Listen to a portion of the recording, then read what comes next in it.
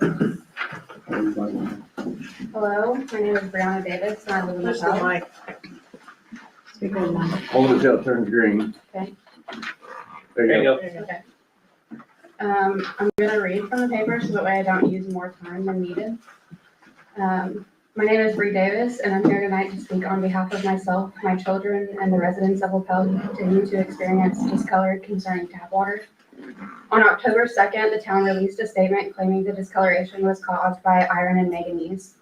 However, when I submitted a public records request asking for those test results, the town's attorney responded that no records currently exist for manganese testing.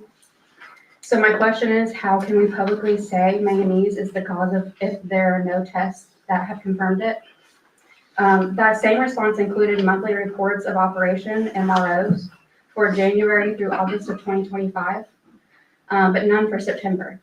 Even though my request clearly asked for the entire year, I submitted a separate request for September's records and I still haven't received them. The lack of documentation and transparency only adds to the community concern. I also have elevated TPHMs, which are cancer-causing chemicals, in my water. These are disinfection byproducts that form when chlorine reacts with organic matter. And over time, they can pose health risks. So when residents see brown or yellow water, it's not just a visual problem, it is a public health red flag. And what's even more confusing is the mixed messaging. We're cautioned to wash our clothes in it, but not our children. Even our own health department said that they wouldn't drink it until it ran clear. If the people who are supposed to protect our public health wouldn't drink it, how are we supposed to feel safe giving it to our children? We deserve to know what's in our water and what steps are being taken to address it. The town's communication must match the data. Not speculation, not assumptions. I'm asking the council to take 3 steps tonight, or for the future. 1 is publicly share all testing data, including for manganese, TTHMs, and other potential contaminants, with plain language explanations for the residents. The second thing I would like to ask you to do is to invite IDEM and EPA to assist with a full independent assessment of Lapel's system and treatment process. Alexandria was successful with this. I think it helped their residents understand a lot of what was going on because IDEM came and explained it to the residents and what they had found. Number 3 is provide temporary relief, such as organizing a bottled water drive or donation program, starting with our schools. I don't think that the children at the school getting clean water should be up for debate, at least until the water runs clear and consistent testing shows that it's safe. We want to trust our town leadership, but that trust must be earned through openness and tangible action. We all want the same thing, clean, safe water for our families and our children. Thank you. Thank you.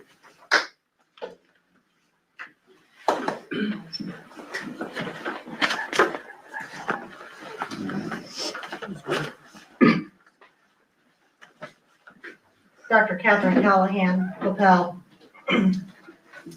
I'm a nurse practitioner, most of you know, and own the medical practice here in Lapel. I want to be very clear with everybody on this council. The house in question that Bree Davis is in is my home. The comments that continue to be made about that home are my home. You will not be battling Bree Davis, you will be battling me. And we've been there before. That house was completely gutted and everything new was put in there. This council said that they were going to bring out, attachments and put it on these houses. And suddenly it ran out of money. But you know what the funny part is? The very first person who put in for that, you already ran out of money. So I would like to know how you're going to tell me all the houses in this community that were addressed with those attachments and how they were fixed. So at this point, we just need to be transparent. We all know there's a water problem. There's no reason to hide it. We just need to address it and get through it. I've got plenty of cancers over there that I can prove are environmental. I've got plenty of GI problems that I can prove over there are environmental. But we're not doing anybody any good by pointing the finger. It doesn't matter. Let's just get it resolved. This isn't your fault. It's not their fault. It's our fault. Because decades of this have taken place. Now we have to fix it. It's the reality of it. How do we do that? We do it together. We become transparent. We give records. We let people invest the time that can look into it. You don't have that kind of time. I don't have that kind of time. But there are a lot of people in the community who get behind me and they will pick pieces apart and they will bring me data. That's how I get all that information that's put out there. It's not me. I've got my plate, and my plate is overflowing. So at some point, you need to take this water very seriously because it's the most critical point that we need to survive and live. And it's not just here. This is a county-wide problem. We don't have the funds to fix this. So we better get real creative real quick. And I'm telling you, if your family was getting sick because of this, you'd want it addressed and fixed. And she's right. You warn us about the clothes, but what about the children? Mhm. So, if clothes are that important, children should be that important.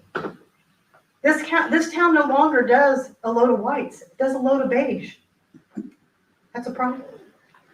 And there's a lot of money people spend on clothes. We've got a whole school system that is a block away from the houses that I own that we know have a problem. And nobody wants to talk about what's going on over at school. So you will own this if this goes bigger than what it is, unless we just start owning it and addressing it. Nobody's at fault here. So at some point, you got to get over that and let's just fix the problem. Thank you. Anyone else?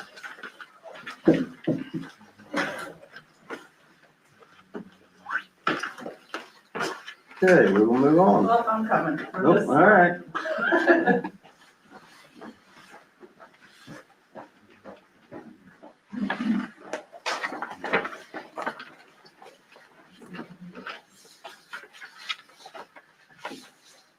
Yep, that's great.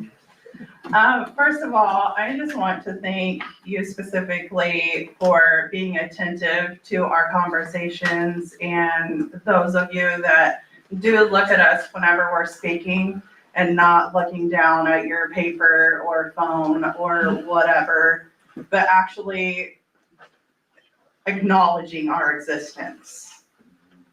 So with that being said, thank you, Brian. I appreciate you very much in that aspect. Secondly, last month when I was up here, I inquired about perhaps getting something in line for after hours reporting of the water situation. Mhm. Where are we with that? Do we have anything? There is an after hours number to call. It should be, is it on the bills? No, it's when you call into town hall, it goes to whoever's on call. There's about 3 of them that So don't say it's shit. just draw through, or just goes through. Transferred automatically. Yeah. Okay, because I know last time when Brandon was here, he wanted to try and come up with a solution to where him and Opie weren't getting called out all the time. So I just wondered, what progress are we making?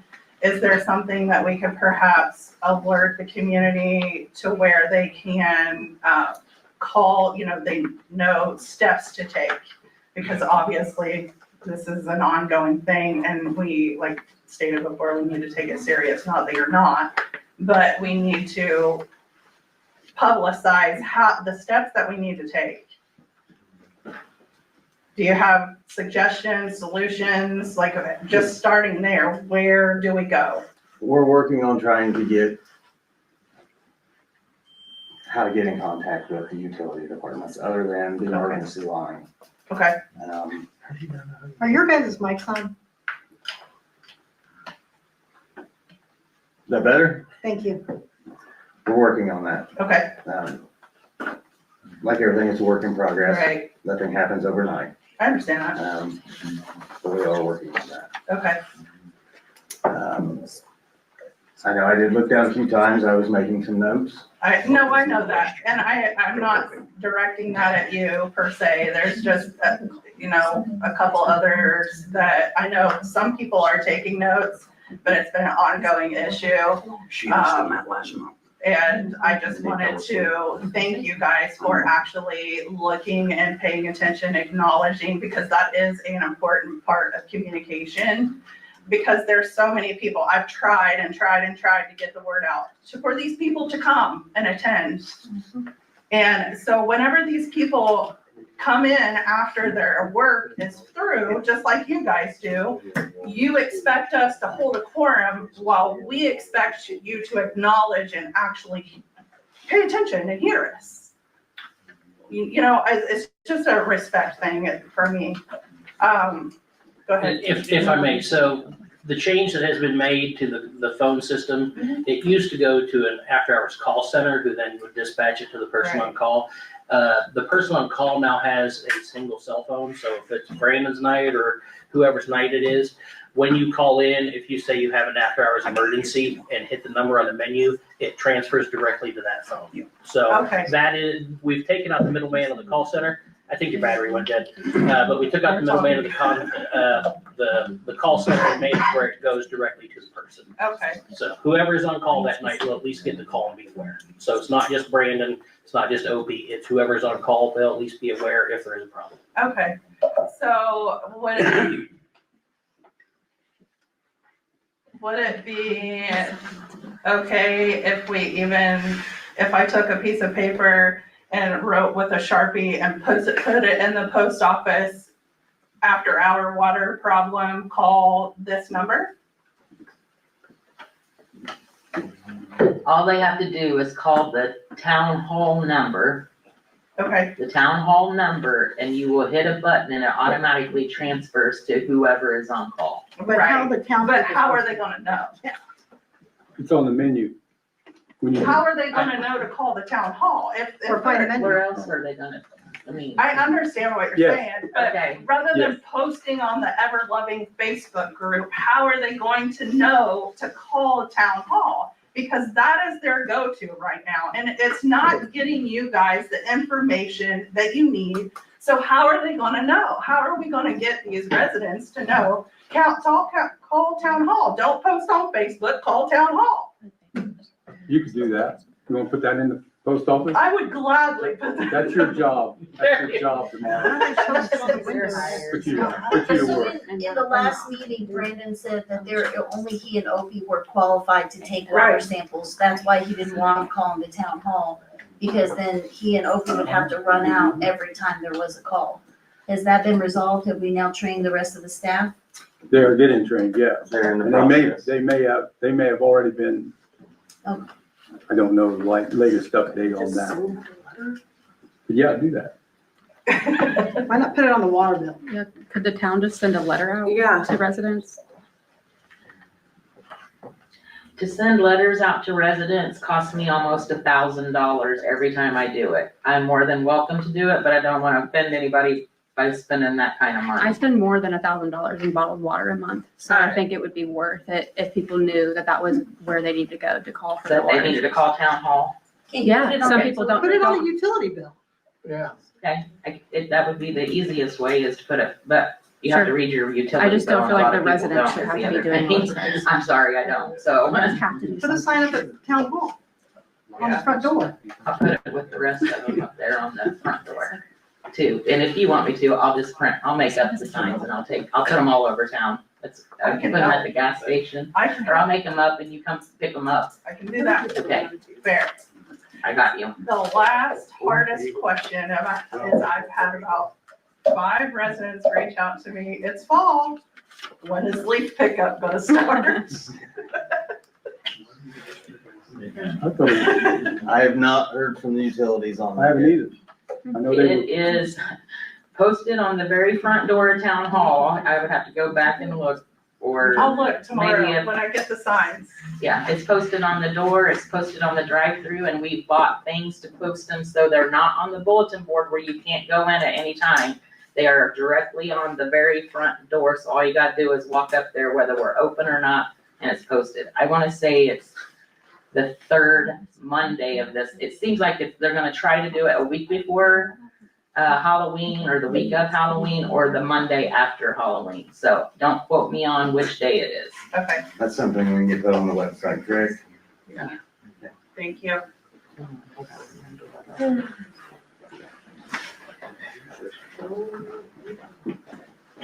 When smart will tell.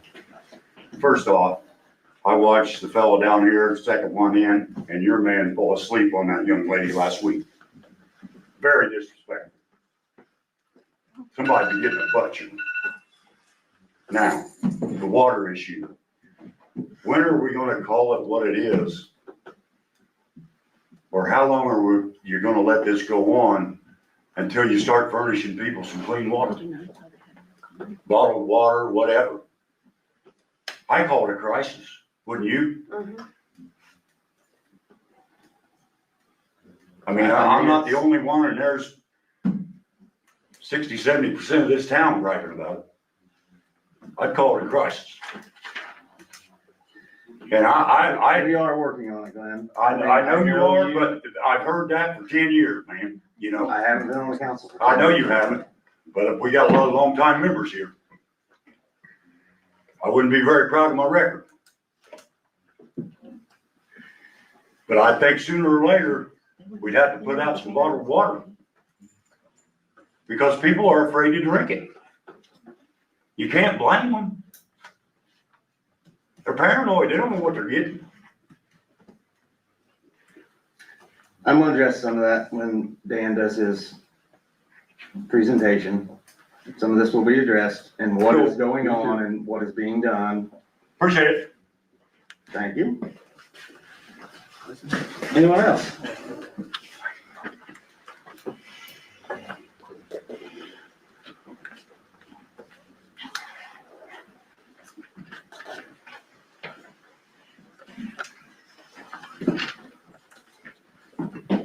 Christy Worthman, y'all know who I am, where I live. I know this feels like you guys are being attacked and have been attacked, but I gotta tell you, you brought it on yourselves. Turn on your mic. For several Turn your years, microphone on. for several years, I've been talking to Can you. you, Don't know how long it'll last, but Well, okay, perfect example. Yeah, it should be working. We know that the meetings are on the calendar for the whole year. Why is this not prepared? Yeah. Why do we have council members showing up who are not prepared? Who can't pay attention to the meeting because they're reading documents? Why do we act like it's inconvenient to spend money to communicate with the town about what's going on with their water or what's going on with their town? Why do we have to ask you to pay attention when we're talking? This is what I'm talking about, guys. When you act like we're the problem, we're an inconvenience, when we put you in those seats and we trusted you to do this work, you bring this on yourselves. Yeah. You told us, nobody shows up at the meetings. Here they are. You said you wanted to hear from them. It wasn't a problem if they're not here. Here they are. I was here a year ago, and you guys told me not to speak unless I was recognized. And I was here for that. You did. And then she had to ask if I could talk. And finally, Chad called on me after you guys called on everybody else in the audience. Yeah. She had to ask if you guys were gonna let me talk. You're gonna. So I haven't shown up since then. I told you then, I told you a couple of years ago, and I know some of these conversations were one-on-one. If you keep shutting the public out and you keep pushing us away because you're the elected representatives and we need to let you do your job, then you can't be frustrated when people feel like they can't communicate with you and when they feel like they have no say in the process, they can't come to you with a problem and be taken seriously. They have to go to Facebook. The process that you gave us, called to come out and test your water, it's useless. It's useless. I did it. You did. You came out and tested my water for iron. In fact, as a matter of fact, you didn't even test my water because you knew it was gonna test high. You said that. Oh, I'm not gonna test it, it's gonna test high. That's not the solution. You know, if you don't have the damn solution, say I don't have the solution. Then we can move forward. Just giving us platitudes and disrespect really isn't gonna get you anywhere. We just need to get it fixed. It's getting worse and worse. And really, how do you think that looks outside of this community? Because people outside of this community now are starting to comment on these videos and how they see you behave up there to the residents when they're talking. It is not a good look, guys. You gotta earn our trust back. Said something about it. You don't wanna be attacked, and you've gotta earn our trust back. And that starts with transparency and communication. And I would rather spend $12,000 a year for you to send out an actual newsletter that has actual useful information in it than $450,000 on a building that we don't really need to spend $450,000 on.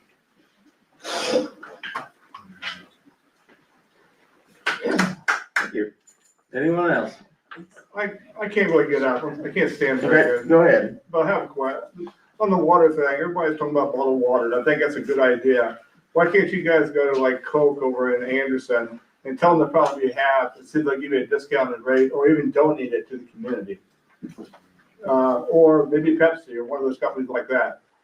You know, be innovative a little bit here and try to figure out some things till we get the problem solved. I do. I'm more than Liz? willing to help with outreach. I've already started outreach. Yeah. I've already Same. talked to Tractor Supply in Noblesville. They said they would donate a skid of water. I mean, we have how many people here at EMB that orders water by the truck, semi truckloads? I mean, we have too many connections that, you know, maybe we could talk to EMB about donating water for our town, and that could be, of course, a write-off for them, or other companies within the town that could donate water. I've reached out, Tractor Supply said they'll help. Meyer said they can help a little bit. They're not willing to like throw a whole skid out there. I have not reached out to Walmart. I've also talked to a couple other business owners that are adjacent to the town, and they said that they would be willing to help out if they could have some information such as ways to write it off and things. So again, I'll help, but I can't do it all. So, not that I am, but you know what I'm saying? I can't call every company one because I don't know all the companies in the town. As far as I'm concerned, we should be calling Brockway because, I mean, they like water, so let's donate some water to the town that you're in. Good idea. I'm here to help. They have a new manager, maybe we get him to do it. There you go. I do have one more comment, Catherine Callahan. On Monday, is his name Brandon, is that your water person? He came out to collect water from the 316 house.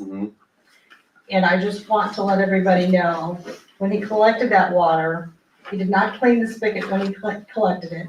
He did not have gloves on when he collected it. I'm not so sure you've got the qualified person who's doing the water.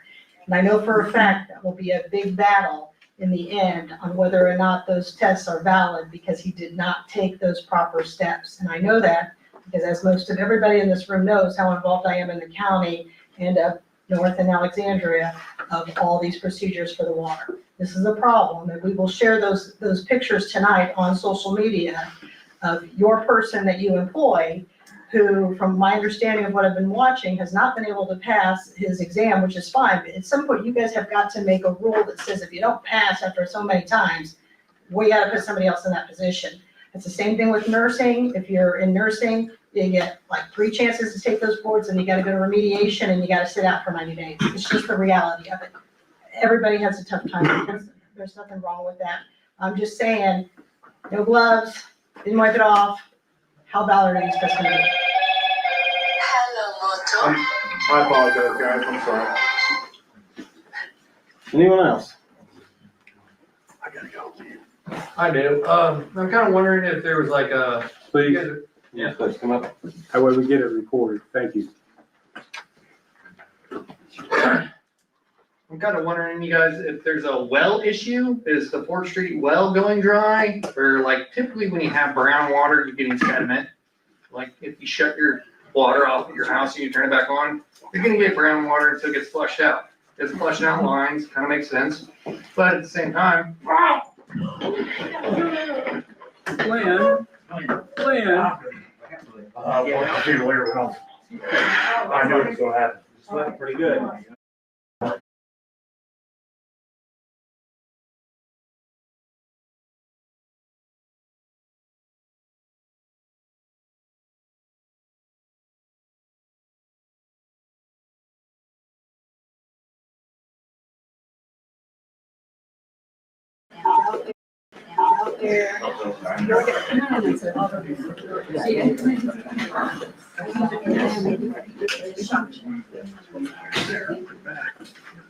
Go ahead, sir.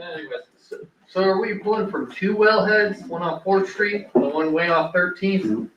So are we switching back and forth from the two? Is that one going dry all the time, then we gotta pull from that one, We're in the process of cleaning them. right? Ford Street has just been cleaned. We're waiting for, I haven't got confirmation yet of clean back keys, Right. so we can put it back in service. We're probably burning through water, obviously. If it keeps going dry, then we gotta switch over to the other line, It's not going dry, just getting low, then we switch. no. We switched between the two Yeah, to keep both of them active. okay. So then the other thing is it more flow at night from Brockway that may be causing some of our sediment issues that are just so much brown water? We feel like some of the issues are Brockway pulling so much water. We have had conversations with Brockway and why they are pulling so much water. Right. Do we gauge any of that at all? I'm sure we Yes. do, just the outgoing to them, but, Yes. Yes. We are in the process of putting on a water meter that we have real-time data of when they are pulling water. and the other thing is, so if they're pulling all that water, is there any limit we can do that, or no? You just have to constantly feed them as much as they want? I'll refer to the town manager on this one because she has gotten a lot of information on this one. There is things that we can do to limit their usage. Okay, so then, I don't know, just 1.1, I would kind of be like, they changed up their glass, they're now using brown glass, I heard over there. Maybe they're using more water. Just a guess, it's been getting worse and worse, there's more people. It's the The last, drought's not helping either, let's be yeah, the honest. last 3 months, they've used a lot more water than normal. They've used, I gave them a microwave. Right. They've used probably 3 times as much as what they normally use Right. in the last 3 weeks. I've actually been working with the guy who handles the money side of it, so that they're trying to figure out how many thousand gallons they're using a day, so we're giving them reports. We're going out once a day right now and finding out how much they used from the day before to today or whatever. So yeah, we are tracking them. And like Brian said, we ordered a new meter. It'll actually go right to our computers and they can actually monitor their own water at the same time too, so. So then the next thing is, do they need to pull clean water through there for what they're doing, or do they just need water? They have a well of their own as well. So they're just pulling as much as they can. Alright. I'm sure they're using it for something because it's Yeah, costing them a lot of money. We had a meeting with them, Yeah. 2 weeks ago, to address those problems. They were very receptive to what we were talking about, and they are working on, taking care of getting rid of their excess water. And we talked about those very things that you just brought up. So they're just recycling. And they have done some major changes, and their water usage has been dropping as we speak. They're not using as much now as they were. So we're working on that. And like Brian said, there's gonna be some meters put in and checking on that. Yep, that's all the questions I got. Thank you. Thank you. So I just wanted to add to the record that he's like asking about discoloration, like possibilities.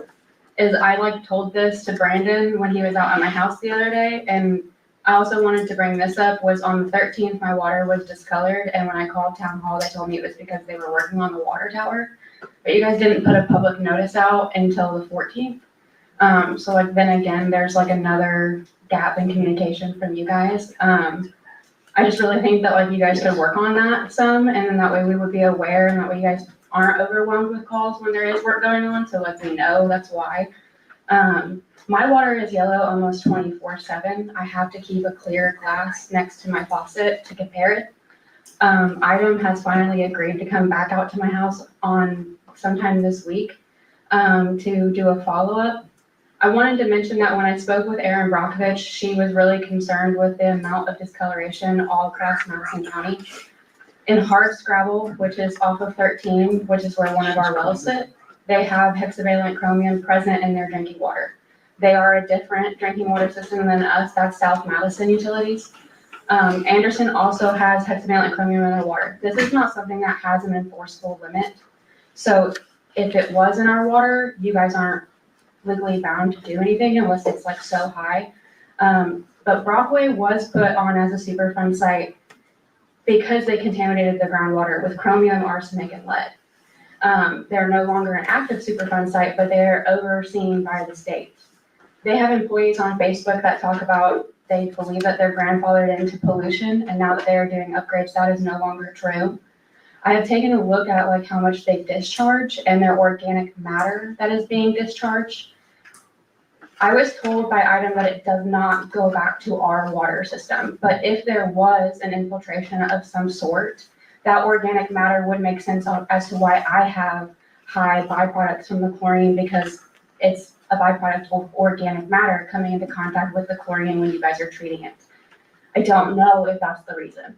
Again, that's why I think that having the EPA and item come out here and having you guys backing us as the residents, asking them to come out here and do an assessment, I think that would push them, especially since Owens Brockway has already been deemed a Superfund site in the past.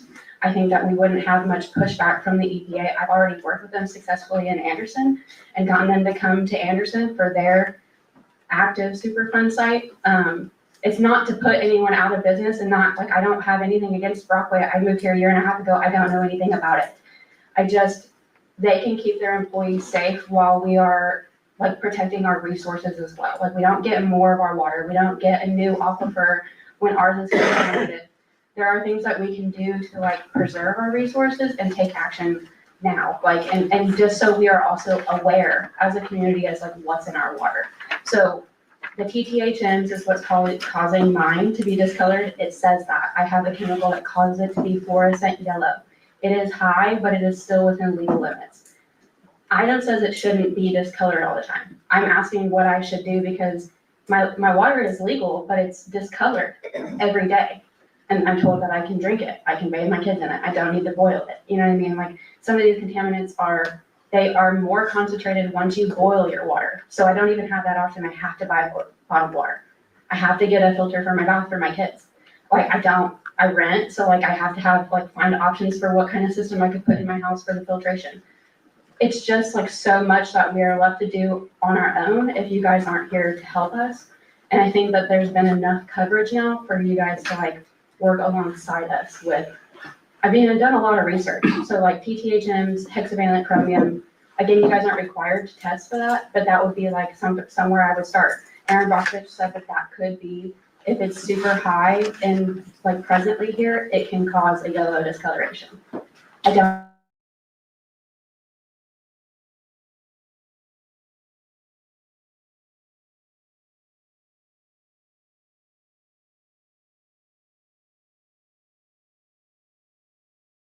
$5. You have to go through a public health service to get a hexavalent chromium test. Brandon said something about mentioning it to the utilities. He seemed receptive of it. I will say he took a sample from inside my house this time, and last time he did not, because he said it was clear at the tap, and I showed him a bottle inside that was not clear. And so this time he did take it. I mean, yes, he did not have gloves on. And the only reason why I bring that up is because if I would have done that with my state testing, they would have called it invalid. $800 testing invalid just because I didn't have gloves or because I didn't wipe it off right. I mean, I watched him do the pool, it was not done correctly. And it's not anything against him, there are steps that we could be taking better, so. And that's a brand new water heater, everything in that house, everything is new. Okay. I will make it clear, Brandon is not our water operator. Neil McKee is. We have a company that Okay. does that. And who Item is told that? me Neil McKee was our water operator on record, so. So who is it? It's you, Matt. It's Neil and Troy. I don't know their So name. Neil McKee from the city? Nope, So who is it? it's Troy Elias from UMAC. Item told me today it was Neil McKee and he has to make daily Yeah. visits to the plant. So that's So what again, there's more communication Well, that we're okay, being- Neil is under Troy, yes. Yes, it started Neil is out under Troy, Troy. yes, Troy's the and owner. then he put Oh, Neil, manager, whatever. yes. Yes, So Neil, it is Neil. he comes out every day. But Troy is the main guy that we deal with. And what's Troy's last name? Elias, How do you spell that? ELLES, Aye. EAS. ILL. Well, based on the information that he gave me when he came out and tested my water for lead, it was ELLEAS. Okay, from UMAC. Probably doesn't. I'm gonna go with what you said. That I'm still waiting on the results for. He tested my water for lead in February, and I still haven't received the results from UMAC. I received the results from the county from whenever Teresa called me and asked me to receive that, and my lead levels are off the charts. And my husband is now exhibiting neurological symptoms. You guys see how much effort and time and research these people have done? They're not going to do just to stir trouble. And honestly, the only reason I haven't brought it up before now is because I've been chasing my tail. I wish you would have just said something. No, I could know. call him. And it's not, I haven't reached out to Teresa, but I reached out to the state or the county health department because it was under my understanding that y'all sent the water samples to the county. Mhm. And the county is not acknowledging my records request. So then to this week, I reached out to IDEM because I wanted to try and get the level example or the level samples from UMAC, because it's my understanding that UMAC is also supposed to report to the IDEM if there's a problem. So, I mean, I'm not placing blame here because I've dropped the ball on my end as far as getting stuff done as well, because let's admit it, life is lifing for all of us. But at this point, like, I'm getting more and more concerned because whenever my husband walks in the door and he's shaking uncontrollably, and now we have lead levels off the charts. And I have had the opportunity to do more research in the last 3 months than I have in the last year. Plus, we had the tornado thing, you know, I mean, so I've been dealing with that as well. So I'm not placing blame, but I'm just saying there is multiple levels of things here. And I'm not saying you're not trying, I'm not saying that none of that, but like it's been pointed out, we can work together. And I appreciate, personally, I see the change already since you've taken the seat, because you seem to be working things and you seem to be getting more things done, and at least you acknowledge us and let us speak, where before we were muted. I'm And just we were- surprised nobody on this council has checked their water. I'm surprised you haven't done that. Check what? Your water, how you haven't sent it in. I'm surprised. I have. It's fine. And so you willing to share those results with all of us? The lead was a little high, that was it. But What about can we if see do all the temps results? and all the other things? Well, I just did the same test we send out to the thing. So I'll call Troy tomorrow and find out why that test isn't Point coming made. back. Okay, I appreciate that. And I just want it to be clear, I'm not pointing the finger here. I just want to work on a solution, because it's not just me and it's not just lead. It seems to be multiple levels. And like I've stated before, I'm proactive. I'll help where I can help. But I'm not claiming to be a hydrologist. In fact, I'm quite ignorant when it comes to this, and I'll be the first to admit it. But I'm here to help. And I feel like if you guys would just communicate, like I said last month, what's going on, what we're doing to fix the problem, and just I feel like allowing us to talk is a way to help open the lack of communication or the preconceived notion that people are not welcome to speak. So for that, I'm grateful. Just maybe send out a flyer, or I'll send out Sharpie letters, however I can help. Hi, Stephanie Evlow. I'll be very brief, which is, I know, hard for me to do, but I do want to say thank you very much, because even just, I've only been to I think 3 meetings, maybe this is the 4th all year, and I do think we are making progress, and I'm ecstatic about that.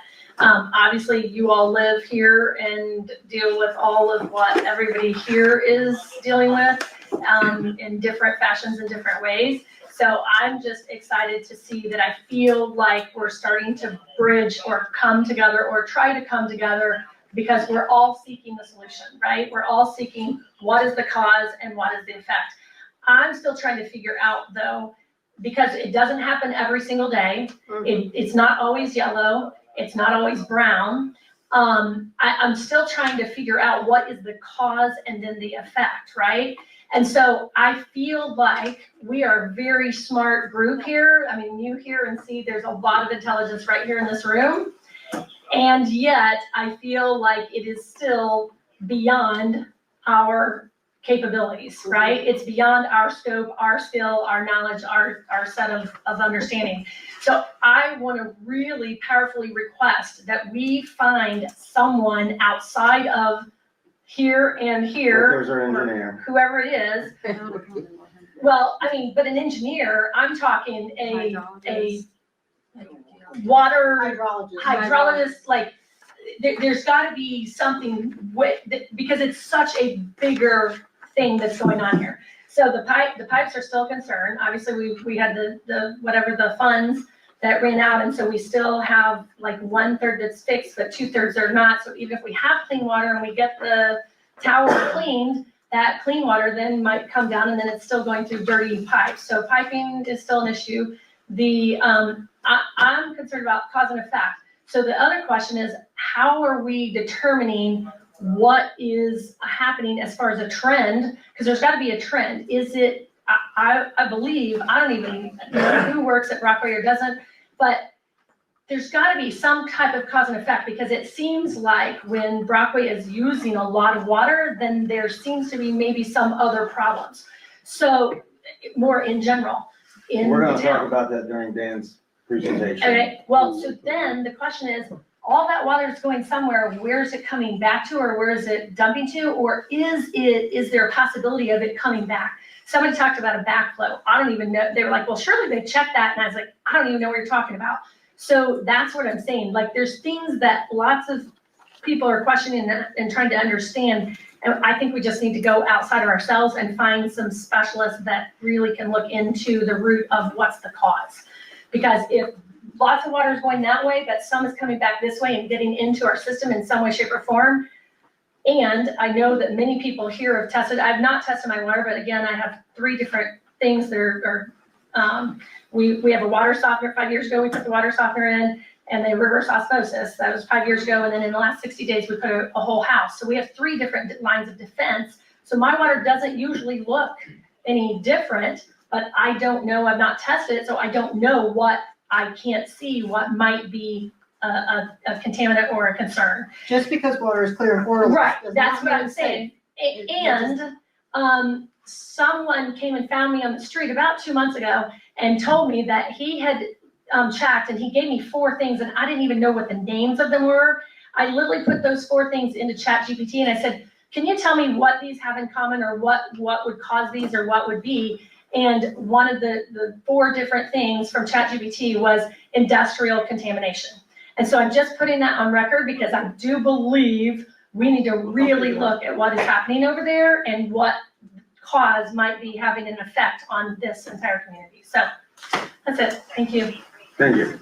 And I will say, if you spend $450 to renovate your guys' building and you don't invest in this water and testing it, you're gonna have an uproar in this county, or in this town.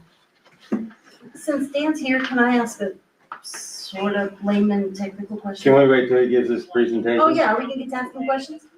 Yeah, he has quite a bit of information for us tonight. Awesome. Yes, sir.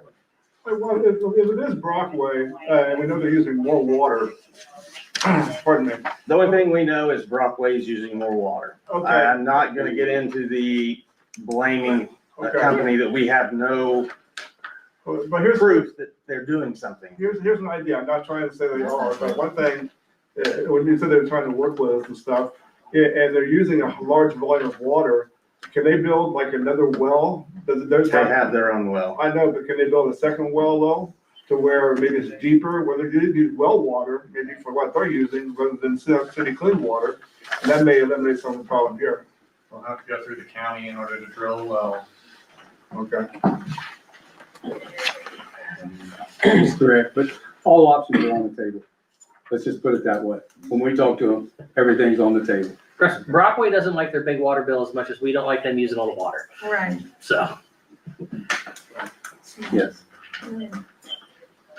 Good. Anyone else?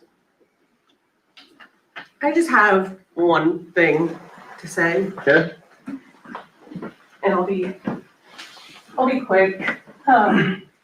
Karen Moore, I live over on Central Avenue, and just like Bree, I have 3 young kids who the water is my main concern. Like, those are my children. I'm gonna do whatever I have to do to protect them.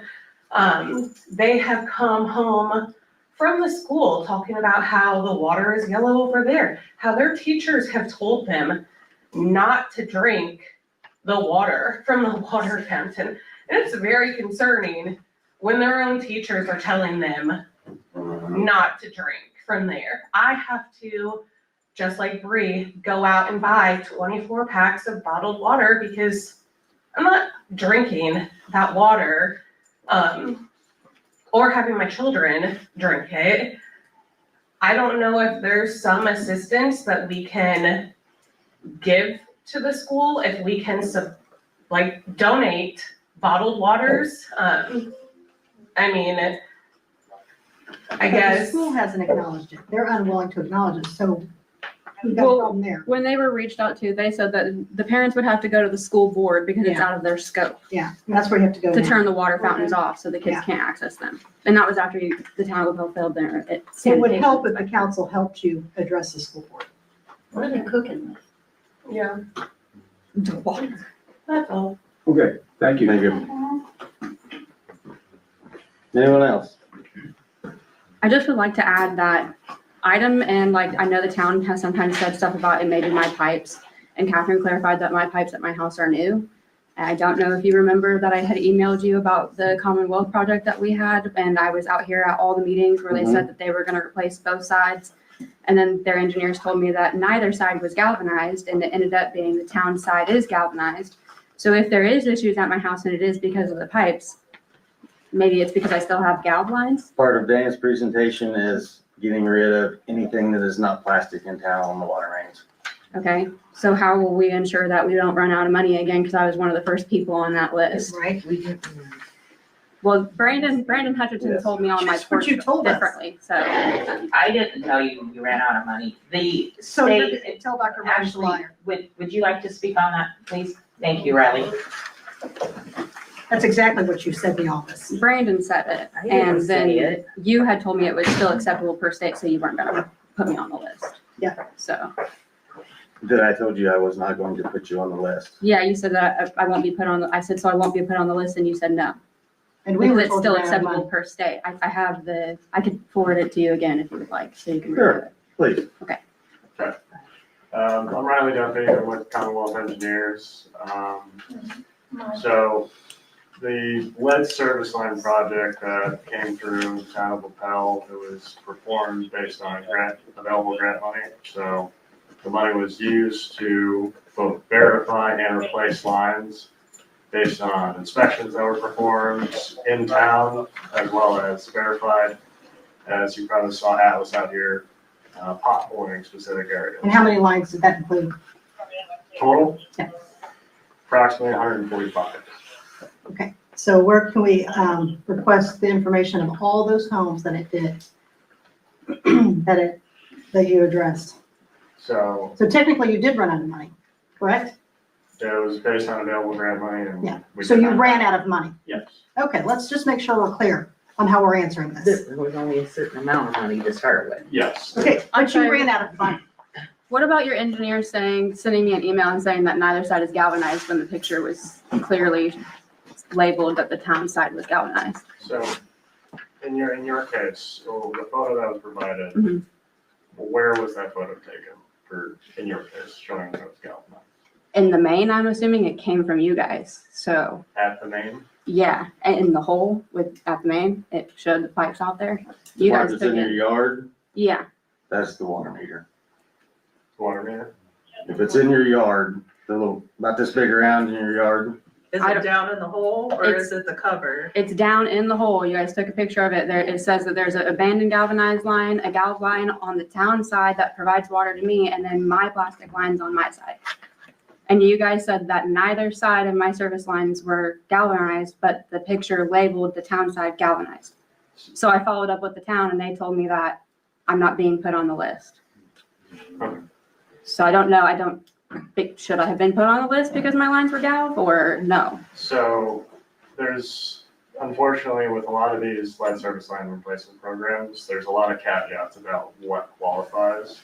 So galvanized lines specifically by themselves, unless we verify that there is a lead joint upstream or pretty much at the point of connection, Okay. we can't replace it and we can't pay for it. That's not what we were That's told. one of the huge. So that's not what you guys said at the town hall that you guys held here, though. We have it on recording. You guys said you guys were gonna replace both the homeowner side and the town side if any of them were galv. I understand. It's specifically, that's the specific requirement that we are held to by the funding program. Should have been clarified. So do you send out letters clarifying when you guys make an error? I mean, clearly, we cannot depend on one's word.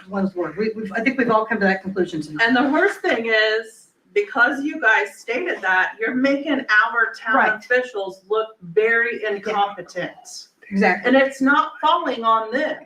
It's falling on you because your company specifically stated, and I asked 1,000,001 questions at that town hall meeting about what was gonna be replaced. You guys are making our town look bad, and that's not okay because these guys are up here trying. Yeah. And we have to see them at the local store. So now our residents are left, including myself, who had lines inspected, and I know for a damn fact that the freaking couplers on them are galvanized. And she's got And letters. that guy came out and stuck his magnet in the middle of winter and said, oh, it's not galvanized. You can't take a magnet to the side of it. I'm not an idiot. I've worked in construction for a very long time.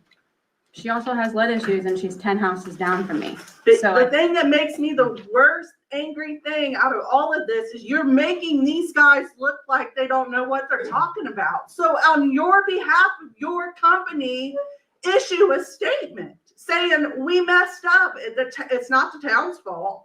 We messed up. Commonwealth messed up.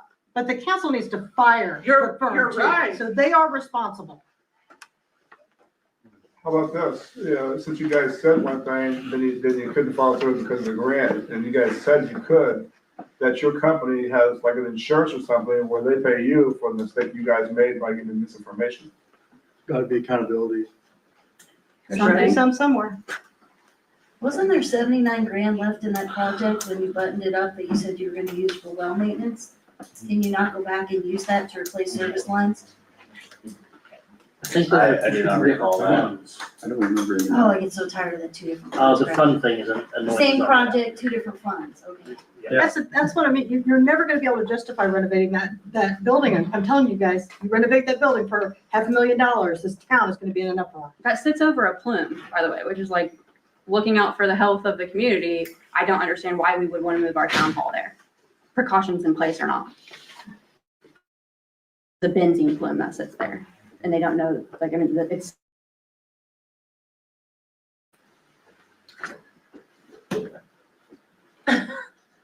It's above, and it's above, It's from the gas station that used to exist across. right, but their documents state that it's still leaking, there's still contamination coming, it's still happening, and they don't know why. And the tanks were removed.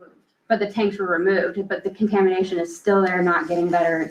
They still have to put protections in place for the houses over there and the, I'm sorry, what would you call it? Like a business, like, It's like Firestone in Noblesville. They can't use that. like they have ground a over there for residential level 100 and then they years. have like a business level for businesses, like they have that level too, and it exceeds the business level. So in the documents, it states that there is something placed on the bank, but it still hasn't been removed. And so I understand that you guys aren't doing any construction in the basement, but you guys have to think like that stuff doesn't just affect the ground. Like you have to think about how does a benzene plume affect the air when you're over there in that part of town? Should we really be putting our town hall there and spending the 450 there, why not here? Why not somewhere else? You know what I mean? I don't know.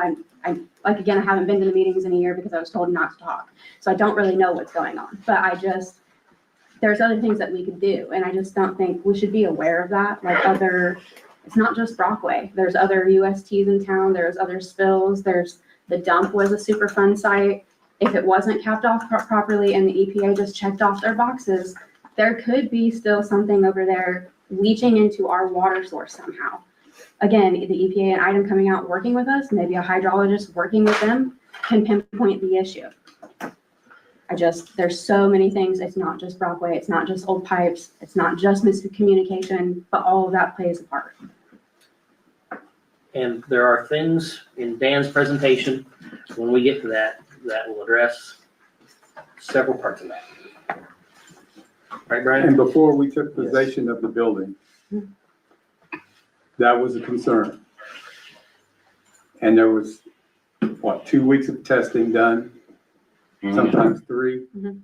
Phase 1 environmental study was done. Yes, So do they have and it was clean. have they given you any word on when they're gonna lift the covenant thing they put on it? It's like an environmental thing on it that. That's the first stops thing we you. checked was that covenant, and it's not But it's not lifted yet. It still is pending on per item. across the street, it's not document. listed.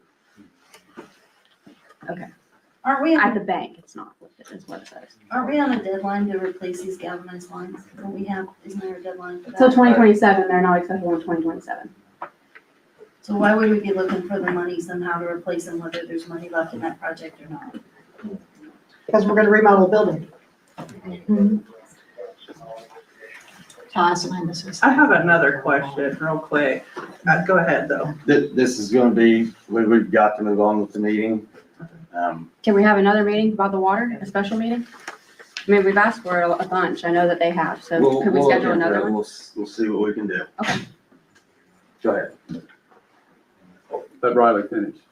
So, yes, regarding the lead service line program, there is a deadline for replacing those lines. It is, it's 2036 is like the official timeline of when you officially have to replace everything.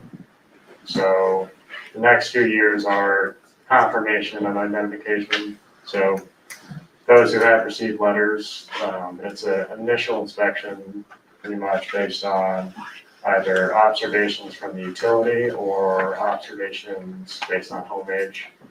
Typically, if you have a home that was built before a specific year, it's just assumed that it's either galvanized or lead, just based on the age of that home. What is required going forward now is actual physical verification. So ongoing verification and then subsequent replacement as it's actually physically seen and determined. So what if it's determined wrong, like it was at my house? Like they said it was galvanized, they said it wasn't galvanized, but it was.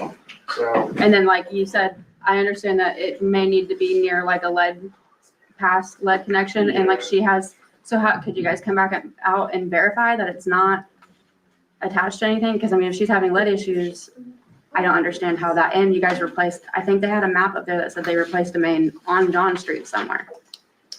Ms. Davis, if you would when we get down to Mr. Cutshaw's. He was clarifying the galvanized question that I asked. But if you would let us get on to Mr. Cutshaw's presentation, this will answer a bunch of those questions that you have.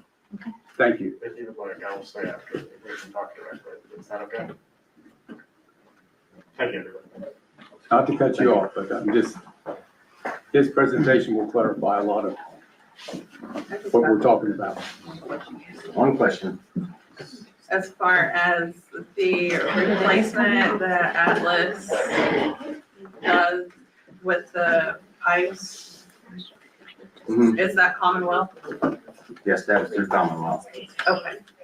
So what was the manufacturer's standard on those pipes laying out in the sun and degrading for as long as they did? Did we check into that? Those pipes were not used. We switched to a different pipe when we did open cut. Okay, awesome. Those were used in the drilling.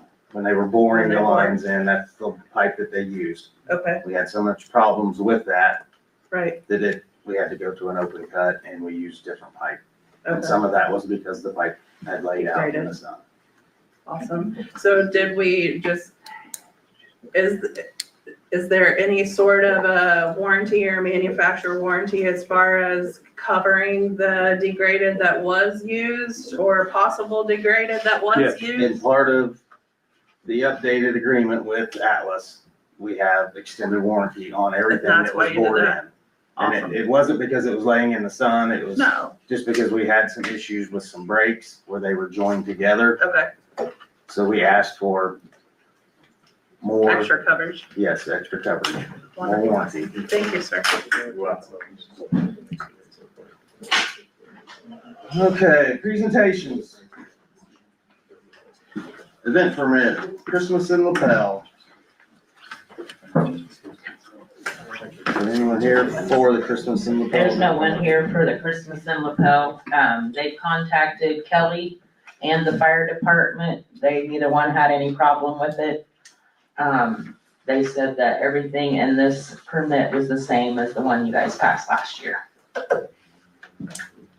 Okay, you don't have any questions on the council? I'll entertain a motion to approve the Christmas in Lapel event permit. So moved. I'll second. Brian, Yes. Gary, Yes. Lindsay, Yes. Roger. Yes. Chad. Yes. Wastewater study. I believe we have someone here for that.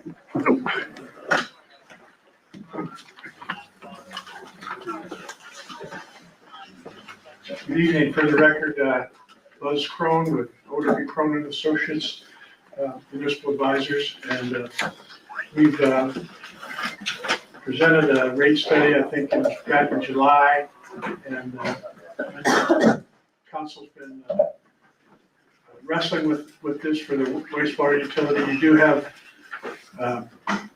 improvements that need to go in there, slip lining, I think it's $2 or $2.5 million project that is pretty imminent, and then ongoing upgrades that may or may not be coming soon, but to the wastewater treatment plant. And so we wanted to provide you with proposed phase-in of rate adjustments so that we have the funding to cover these preliminary project costs, and then ultimately those preliminary project costs allowances can be converted to a municipal bond at some point when the project is designed and bid. But again, the current water rates were, your wastewater bill for 4,000 gallons is about $50, and your stormwater bill is about $3.05. The Indiana Code sets out the rate-making formula for municipal utilities, cash operation and maintenance expenses, working capital, debt service on bonds and other indebtedness, debt service reserve requirements, and then an allowance for capital improvements, depreciation, and extension. So that's the formula that we followed. We looked at your historical financial statements for the past 3 years, and then developed a pro forma or projected revenue requirements for consideration. And again, we met with the council initially in July, and then as late as even this morning, we were still massaging some of those numbers to bring it down, basically. But we are proposing a 3-phase rate increase or rate adjustment so that we can address some of these capital needs. And sounds like there may be some in the water one coming up too, but we're just focused on wastewater and stormwater tonight. The phase 1, which we're proposing to take effect as practical, as soon as practical, about a 15% increase that would raise the average water bill, average wastewater bill about $7.50 a month. Then we would have phase 2 kick in about the fourth quarter of 2026, which would be an additional 15% increase. And then in 9 months later, in the middle of 2027, we graduate that up to an additional 10%. So 3 different phases, 2 at 15, 1 at 10. And that would be applied to both stormwater and sanitary sewer. Stormwater is not a real big amount right now. It's only $3, go up to like $4.44 for a typical household. And I know these projects are often create sticker shock, but you're not alone. There's communities all over the state are facing the same thing, and I'm sure all over the country. You've got IDEM rules, and I know that this council is concerned about the public health and welfare of its citizens, both for water, wastewater, and public safety and everything. Those are all, I think, kind of equal in priority. But even with these 3 rate adjustments, your rates are still going to be very competitive with what we're seeing in other communities. Every community goes through stair steps. You have a project and you have to make an adjustment. Then, a few years go by, you got another project, you have to make another adjustment. Right now, the adjustment we're looking at is really focused on the slip lining issue to keep infiltration and inflow out of the sanitary sewer system. That gives you more capacity for other growth down the road. So that's the presentation. I know there's a rate ordinance that will be introduced tonight. After the rate ordinance is introduced, we'll set a public hearing date. I think we kind of have that scheduled. Is that right? 20th of November. Pardon? November 20th. Yeah, November 20th, we'll have a public hearing here, and there'll be a notice that'll be published in the newspaper, and we have to mail written notice to the outside of city customers. That's kind of another, I guess I don't think people living outside the town read the newspaper, but we'll make sure that happens as well. And with that, Can you make sure that's published in the Borough Bulletin and not in Elwood or Pendleton where we don't read that paper? okay, do you know which? Anderson Herald. Anderson Herald? Is that okay? It better be. We've been down that road. Any questions from the council at this point? Is that okay? Thank you. Thank you. I want to introduce Michelle Davis. She's been working on this project as well. I happen to be in a meeting right nearby, thought I'd pop over to be here as well. Yes, thank you. Thank you, Mr. Brown. Should introduce you first, sorry. CDS engineers, Dan, let's talk about the water main replacements. All right. Good evening, council. Dan Cutshaw with CDS Engineers. Listening to everyone, I just really have a lot of sympathy and I live on a well. I have arsenic in my well. I drink bottled water. And so I understand your plight here. I've been an engineer in water and sewer for almost 40 years. So if there's a solution to be had, I'll find it. You talked about bringing in experts. I have a lot of people on my team that are experts. I feel I'm an expert on water. And I have a lot of other resources that I can bring in as well. So find a solution.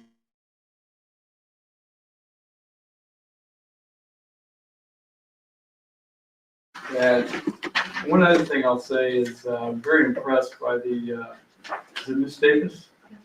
Very impressed by some of the research you guys have done and what you're doing. So that's really, really good. Just to talk a little bit about what you mentioned, the town does test for disinfection byproducts, which is TTHM, trihalomethane, and HAA5, which is haloacetic acid. They do test for that. That is required by IDEM. And I don't know what it is in your water, but it is well below the limits when they test it. So I've seen that. You will, you get a report every year on, it's called Consumer Confidence Report, that the water utility is required to send out every year. So you are under those, you're under all the maximum contaminant levels. They do test for iron. You do have iron that's high in the State Road 13 well. It's not as high in the Ford Road or Ford Street well. They do not test for manganese. It is not required. We are getting a test for manganese. And the reason we say we believe your water is high in iron and manganese, we know it's high in iron. In Indiana, it's always high in iron and manganese. Those two go together. And manganese was tested historically, probably when the wells were initially installed. I don't have those tests. I don't know what they were, but I'm hearing that they were high, but we're going to get that test. Couple other things. The backflow, you had mentioned backflow. Somebody here had mentioned Stephanie, backflow. There is no, all water meters and water setters have backflow prevention. There is no possible back contamination on backflow from another source through a meter or through. But they said the fire hydrants, they said, have you checked the fire hydrants and all the backflow on the fire hydrants? Fire hydrants do not have backflow. So. That's what they asked, and I don't know what they're talking about. However, there's not a lot of people that are putting stuff in fire hydrants. I mean, if you are, that's against the law. Anyway, there's no backflow in fire hydrants.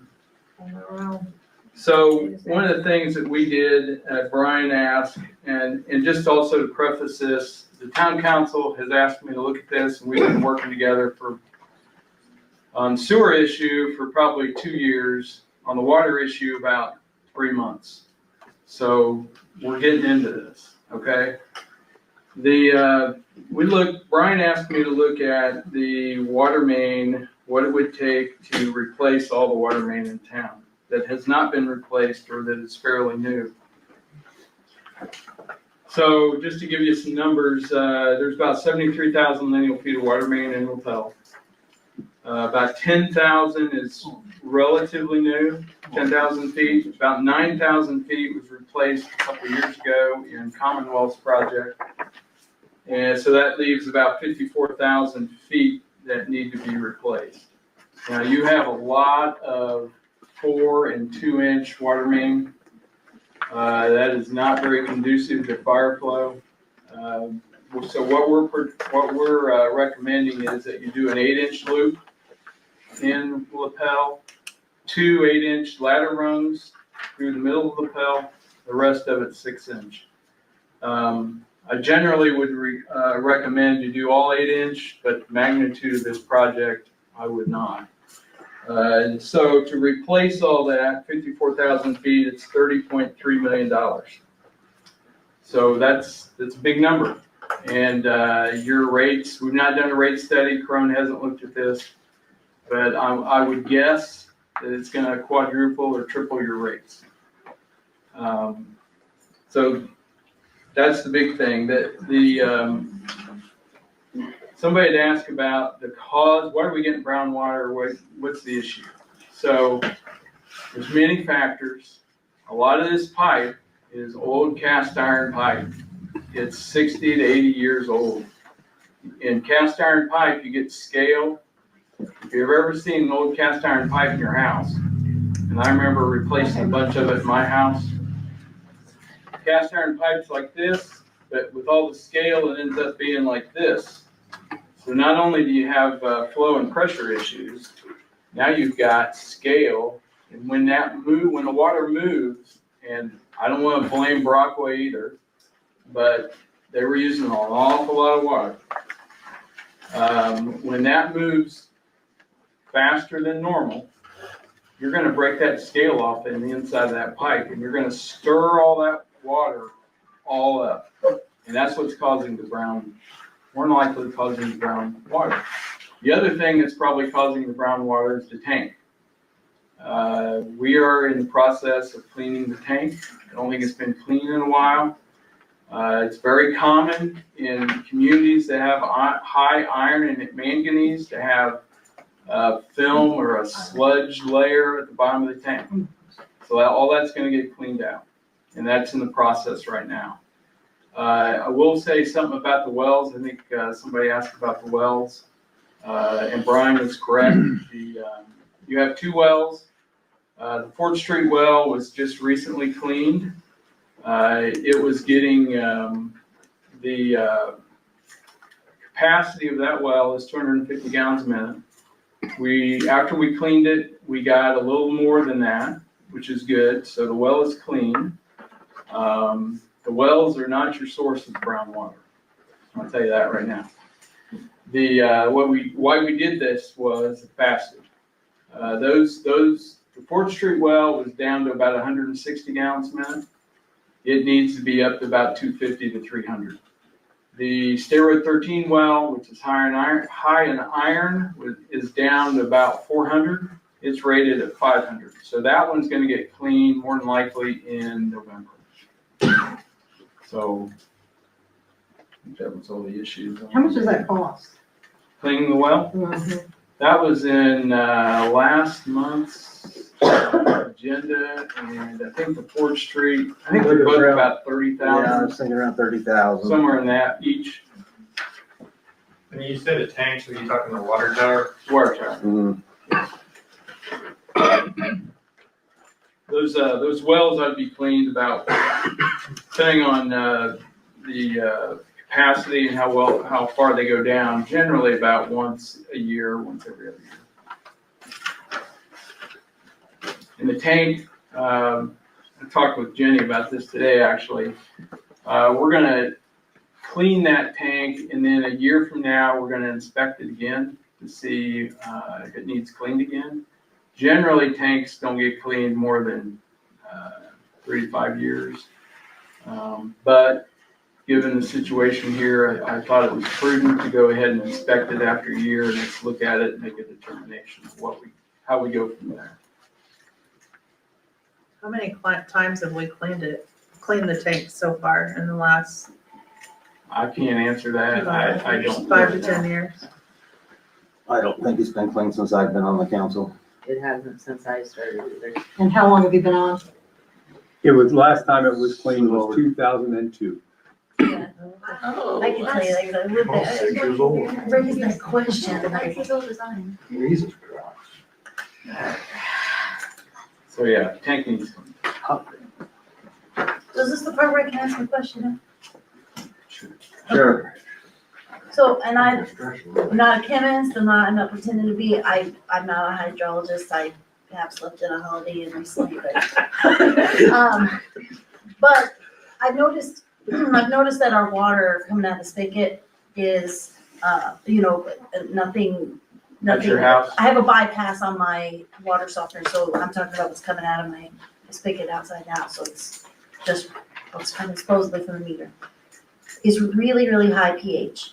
And when Brandon came out to test my water that day for the brown nasty stuff coming out of the spigot, he said, I'm not even gonna test this, it's high in iron, that's what's making it brown. And he said, the State Road 13 well, for some reason, all of a sudden, it's high in iron. So I started doing some investigating, talking to some people, and they mentioned that when your water's really high in pH, that it will take water that is dissolved, or take iron that is dissolved in water that you can't see, and cause it to become iron you can see, and will discolor your water. Yeah. So I started questioning why this would be something that would be happening all of a sudden, because I know you're saying the well is not the source of the issue, and understand this is part of our frustration, we're getting mixed messages. One thing that can cause pH to rise in water is when a concrete plant makes a mess and discharges where they shouldn't, and our wells are not very deep and they're not very far from a temporary concrete plant out there. Has anybody been out there to the site, kind of looked around, see what's going on? Like, I'm not accusing anybody, I'm just asking, like, So went out, kind of made me wonder. went out, stay with 13. Yeah. You know, that's a good question. It may be worth us looking into if the pH is also high at Citizens Treatment Plant. They have wells out there too. In fact, I just talked to one of the guys at Citizens yesterday about this. And we're gonna start sharing some information back and forth on that. So do you know what the pH was at your house? Well, my strip taps out at 9.6, Oh, it's higher than 9.6. so it's at least 9.6. Okay. I can look into that. And I think it said that can happen at any point over 7. And the reason I asked was because I didn't know if treatment impacted that. Your treatment doesn't affect pH. Your treatment is basically an iron manganese filter. It's a gravity filter. It has aeration at the top and it gravities down. And then there's a holding tank and it gets pumped into the tower. So the treatment, we don't add chemicals to change the pH at the treatment plant. So it's not that. It would be naturally occurring. But I'll look into that. So is the State Road 13 well the same as the Citizens 13? No, it's not the same, but it's in the same area. Okay, so there's two separate locations from the well. Two separate locations. Like, from here to they're the in parking same lot, aquifer. you can see them. Yeah. So it just splits, I assume? I'm sorry. One goes to Ingles and one starts going towards Lapel then? It doesn't go to Ingalls. They have a It treatment goes to plant. Jefferson Place, excuse me. Go ahead. It goes to Jefferson Place, you know where that is in Pendleton. And it goes down towards 136th Street and Perry Baptist Road. Right. To a lot of those new additions down there. We have an abandoned well that's closer to that concrete plant, if I'm not mistaken, It correct? was a test well, Okay, but just a does it, test well, we don't use it. no, I know, but does it reach the same aquifer? Yes, So potentially, if it was experiencing some kind of contamination, it could potentially contaminate the aquifer in general? normally, the delineation field for that aquifer runs to the southwest. In other words, it runs away from our wells. Away from us, okay. So if there was some contamination south, it would keep going south, Okay. normally. Now, I'm not saying that couldn't happen, but that's normal, Is that impacted by the drought? yeah.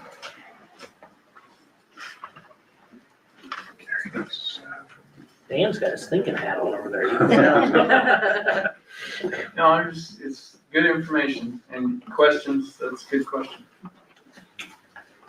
That may be one of the things we start testing too, is every once in a while test the pH at our plant. I think Brandon does. Does I'm it? pretty sure he's testing. I know we tested at the wastewater treatment plant. And correct me if I'm wrong, I like when they all say that. Correct me if I'm, well, wait a minute. So you can all hear. They have added, Citizens Energy Group has added a lot of customers onto those 3 wells that they have down there that are, as Chad said, about 100 yards, 150 yards from our well. I'm not so sure with adding all those customers, and they're using a lot more water now, that they aren't stirring up that aquifer a little bit more than what we were before. Because when we first started using that well, the only place they went was Jefferson Place. Now, when they clean, like they did the Ford Street well, they inspect it beyond just to clean to see what the water levels and things like that are, correct? We videotaped it. And, So we'll do the it's same been- thing down there We for will. us. Okay. So it was inspected. That is a rock well. And it was cleaned and, you know, there's a screen down there that's very, very small. It has very, very small openings. And the screens at times will get little aggregate and sand particles in it, and that causes the well to reduce in capacity. It also lines up just like your Yeah. spigot does. When you got the screens on there, that screen in that bottom of that well will line up just like that. The pictures That's why it I needs to showed be clean. us, I mean, Brian was out there, the Yeah. pictures was, there's a lot of iron on those pieces of steel casing and the screen and all kinds of things. So it's pretty clean now. In the last meeting, you said that you were going to look when you maintain the 4th Street well to see if it could be brought up to 500 gallon per minute capacity as opposed to drilling another well. Yep. What was the outcome of that? The outcome was, the aquifer didn't support going any higher. We can go up to maybe 300 gallons a minute, which is, I think, about where we're at now, just under that. That's the max that well will see. We did try to get up a little higher, and it just won't do it. There was a very risky process. We could have tried to get more water out of that well, but if it went wrong, it basically was gonna collapse the well. Oh, Let them know. So that was So we elected to not do that. And that well's been there a long time. That was one of the original wells. Gary used to pull water out of the bucket. It is Jesus sales. There you go, Gary. But do we need to look at trying to find a new location for? We are, drilling we're in that another well? process, Stephanie. We are in that process. In But you fact, county approval. at the last council meeting, I brought a new well potential price of about 400,000. But we're gonna look at some other areas, but yeah. And everything around us has iron. You're You're not gonna get away from We're not getting away iron. from iron. Not getting away from it. And actually, this county has got traditionally, north central Indiana is traditionally poor in groundwater. And you will find iron manganese all over Indiana. But the groundwater quantity is poor in this area and really all the way across into Boone County as well. And a little bit into Hamilton. But, yeah, I'm just kind of stuck. And any well, in our conversation from the inspecting and getting information on the well cleaning, anything if we find a well that's can produce 500 gallons a minute and it's 3 miles away, it's $1 million a mile for the supply line. Tell them how much just a test well costs. If we think there's gonna be water in that place and we wanna do a test well, tell them how much it costs. Probably looking at $50,000 to $100,000. And that's Just a just test. to find out if that area's got water. can we use redevelopment funds for any of that? Yep. Since we can't get our paperwork on. Do we have like a ballpark figure of what Brockway Glass uses daily? It varies daily and it's went up in the last 3 months. Do you have an idea?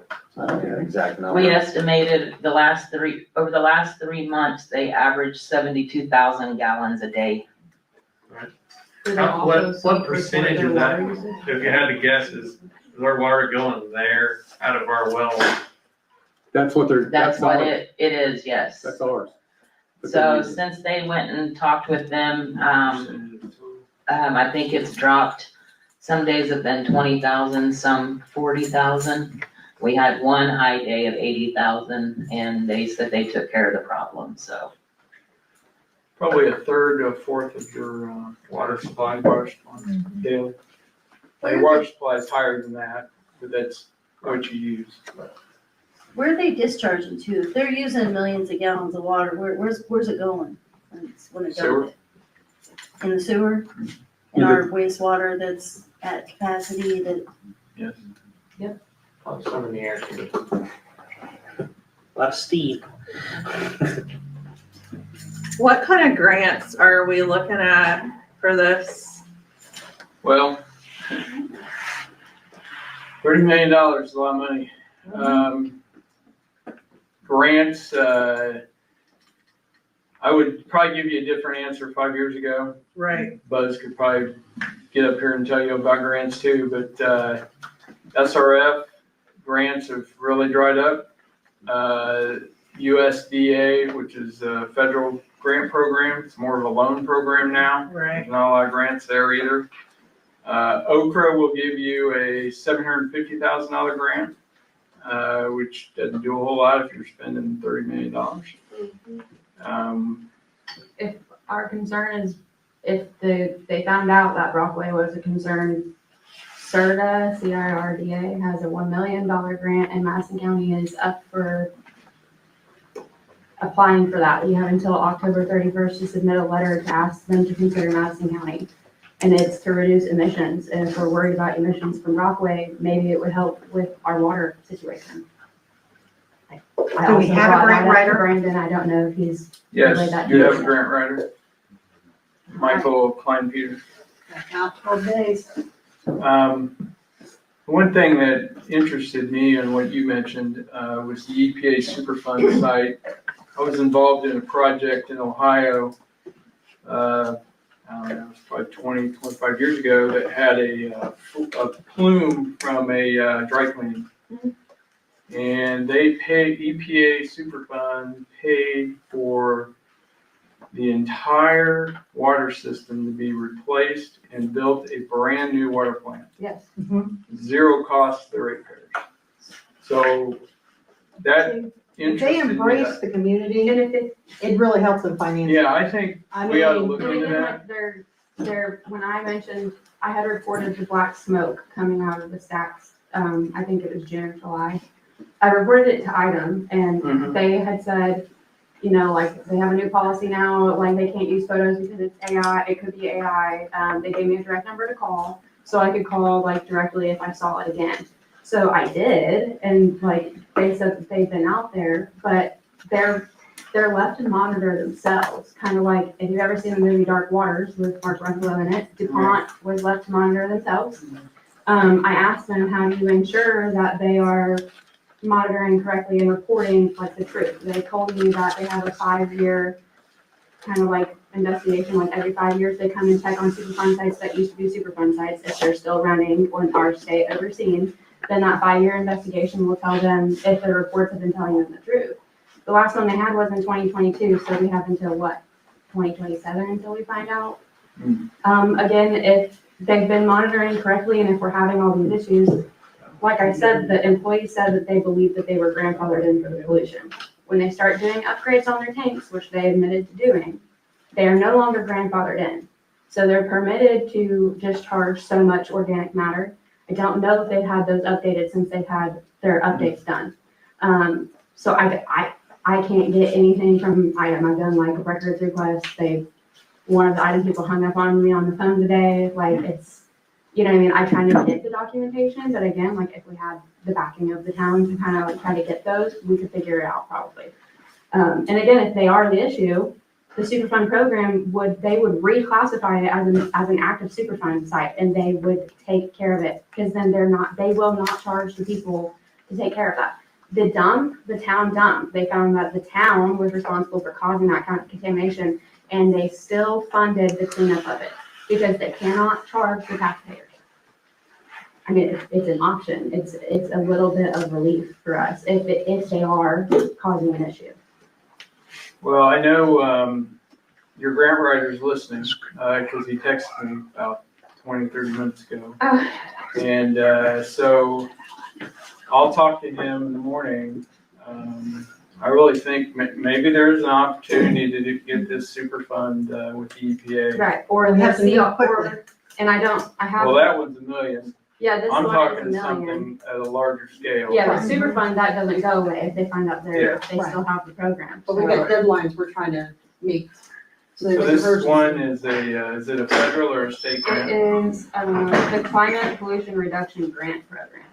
So it says the Central Indiana is planning for a more sustainable future by adopting strategies that. And see, every council member should be writing this down, should be taking notes and looking this up. I emailed this to Brandon, so Brandon has a copy of it. I'm gonna give you my email Okay. after the meeting. Okay. If you could email that to me. Okay, sure. I I don't really know, I don't think it tells me if it's Indiana state law, Sura's compromised municipalities. So it's Indian, it sounds like it's an Because it's Indiana state. program. I was gonna say if it's a federal program, Right. good luck trying to get a hold of it. Right. But yeah, this one, it's, the counties that it says it's eligible is Boone, Brown, Hamilton, Hancock, Hendricks, Johnson, Madison, Marion, Morgan, and Putnam. And so we have until the 31st to send letters to ask them. So, And that's the thing, if people are not, people need to be on a job. There's no other way to say that, you guys. This is a lot of money at stake.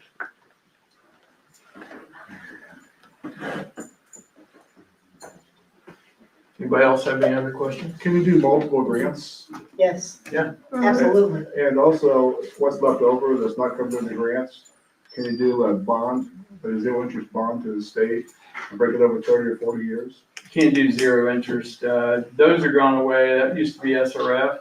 And those were very select and few. We worked with a couple communities. Actually, I worked with Crone on one in Nashville. They got a 0% bond. Those are gone. Probably looking at market rate bonds, which are about 5%. They're 20-year bonds, correct? 20, 25, and 25. Yeah, well, the regular program is 20-year bonds, but then they have a pool program that's closer to a market rate that you can get up to 30, maybe even 35 years on that, which, you know, for replacing water mains, that's not a bad match because the useful life of a new water main hopefully is 100 years, you know, so I've usually found that there's a pretty good savings in, you know, in terms of the rate impact going from a 20-year to a 25 and even to a 30. But when you go out 35 and 40, it doesn't really save you all that much more. And then, you know, you're paying on that forever. But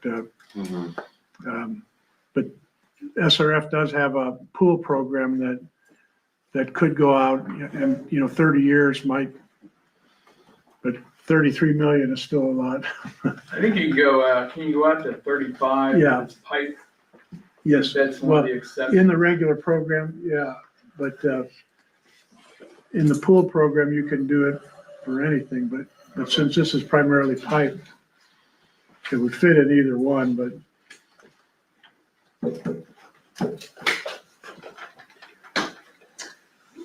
Well, useful information. And all this, we got this stuff going and stuff, the stuff's under warranty for how many years too? As far as the pipes and things?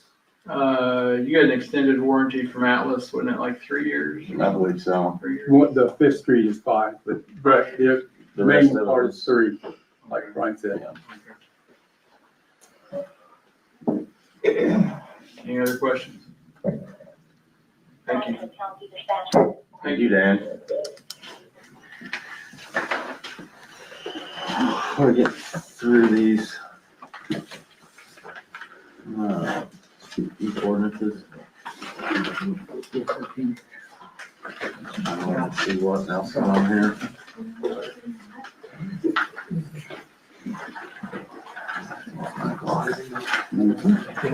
Yep. First reading, absolutely.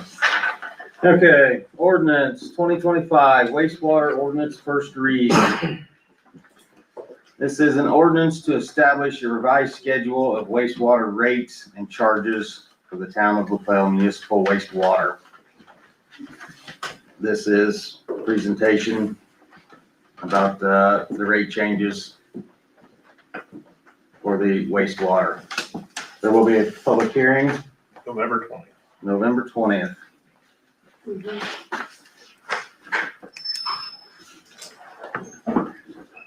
Ordinance 2025-06. You gotta vote to introduce it. Is there a vote to introduce it? Motion under. I'll entertain a motion. I'll make that motion. Second, Is that you, Chad? That was me, yes, ma'am. Brian, Yes. Gary, yes. Lindsay. Yes. Roger, Yes. Chad. Yes. Ordinance 2025-06. It's a limb ordinance, first read. This basically, here, I'll read the ordinance. An ordinance of the Town Council of the Town of Lapel, Indiana, establishing regulations for the collection of tree limbs and branches. We've kind of had an abuse of the tree limb pickup. This, well, maximum allowable size is a 3 by 3 by 3, nothing larger than 4 inches. See, Michelle. Does anybody have any questions? You're just first reading. Yeah, and it's just These first are all the reading. first reading. I'll entertain a motion for ordinance 2025-06. I'll make it. Second.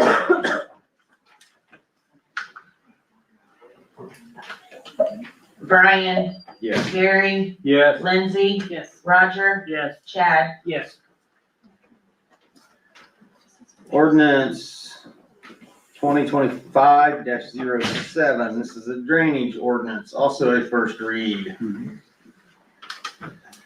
An ordinance of the Town Council of the Town of Lapel, Indiana, acting as the Board of Public Works and Safety, adopting the Madison County drainage ordinance as the Town of Lapel stormwater control ordinance. It just means the county is over our stormwater. We follow their directions on the stormwater. That's correct. It's, you have, in your ordinances, you have a stormwater management department. And that's operated by the Board of Works, which is also you. Now, as the town matures and grows, those can be spread out into separate boards. As of right now, it's the U5. And the Madison County has done a lot of work on their drainage ordinance, tightening it up. As you know, we live on, this area used to be mostly swamp. And thanks to our forefathers, we put in a lot of drains and things like that to make it so we could live here. That has really become a thing with all the development we have, the impervious surface is a problem countywide. The Madison County Surveyor, Ken Kaczynski, recommended to us that we adopt Madison County's ordinance so we can just say, hey, any developers, whatever the county's using, we're all on the same team. The drains all go in and out. There's no urban drains here in Lapel. All of them go at least the regulated drains go outside the town. And so this is in my opinion, it's a very good way I hate the term synergy with the county. One easy set of rules to follow. Correct. Easy for developers, easy for towns, municipalities.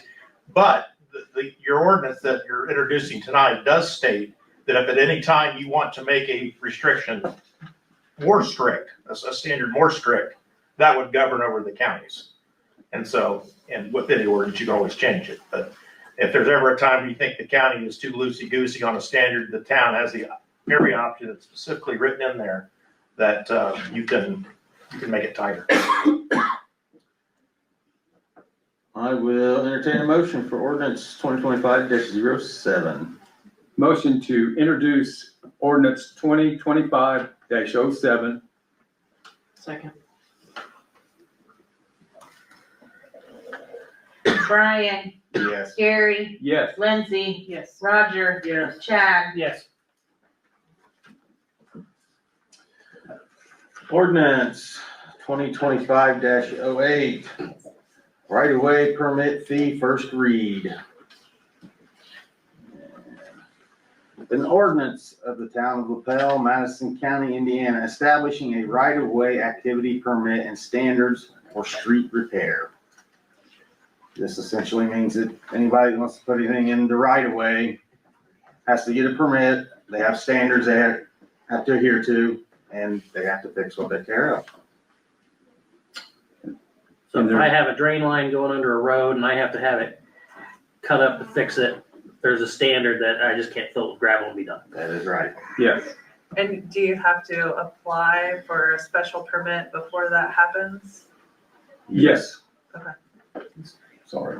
Hoping that I don't, but just curious. I entertain a motion for ordinance 2025-8, first read. I'll make that motion. I'll second. Brian, Yes. Gary, Yes. Lindsay. Yes. Roger, Yes. Chad. Yes. Move on to resolution 2025-06. The lien procedure. This is, That's not, That number is wrong. that number is, yes, must be 09. We already had 06. This is a resolution. This is a resolution. This may be different. I'm sorry, Chad. Nope, I got it wrong too. I'm sorry. This is a procedure that, more of a guidance for our town officials on when to place a lien on unpaid utilities. And a way to record liens can be recorded with the county, and then they become eligible for, when the properties come up on tax sale, if the taxes are paid. Well, let me back up. If your utility fees, your sewer fees are not paid, lays out the procedure by which those can be certified to the Madison County Auditor. Those fees, they'll come up on their tax duplicate that goes out to the people that pay them. If they still don't pay them, it goes up for tax sale. I've actually seen properties get sold on tax sale because of a drainage assessment and sewer liens are one of those things. But this is a roadmap to do it. You have the statutory right to file these things on, but this gives you a definite procedure. And it's just guidance for you guys and future town officials to follow. It mirrors state law. is this a 3-vote? Resolutions are No, not. I'm just saying. You can pass this tonight if you wanted to by simple majority. I will entertain a motion to pass resolution 2025-06. I'll make the motion to pass resolution 2025-06 on lien procedures. Second. Brian, Yes. Gary, Yes. Lindsay, Yes. Roger, Yes. Chad. Yes.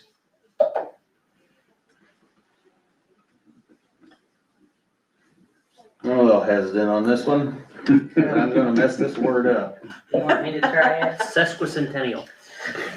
Lapels, Chad? The celebration, sesquicentennial celebration. 150 years, right? Correct. There we go. So I spoke with Shelley Sears from the, LCA. thank you. My mind's going. From the Lapel Community Association. They are wanting to incorporate something into the village fair that has to do with our 150 years. They asked, would any of you on the council be interested in maybe liaisoning to the Lapel Community Association to be a part of, they don't want to leave us out or leave you guys out if you want to be involved in it, I guess is the best way to put it. Well, Gary, you were here when they platted it, so. I knew you were waiting. I think he waited all day for that. All day. Yeah.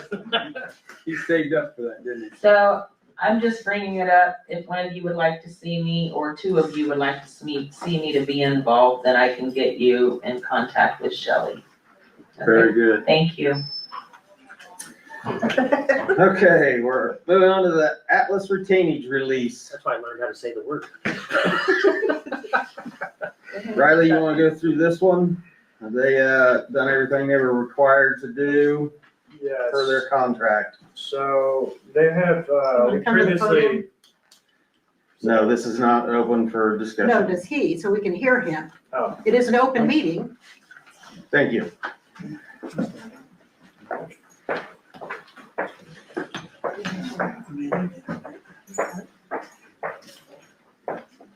so at one of the previous meetings, we have already approved their debt application or file payments. The escrow account manager needs a signed document allowing release of that retainage. So this is just a formal document so that they can actually procure it. They're not allowed to do that until they get a signed document from the town and your authorized signature, which would be Brian in this case. So it's just last page documents to close out. We don't need to vote on this since we've already voted on it. I would say we should still vote on it because Okay. Thank you. I'll make a motion to release Atlas's retainage. Second.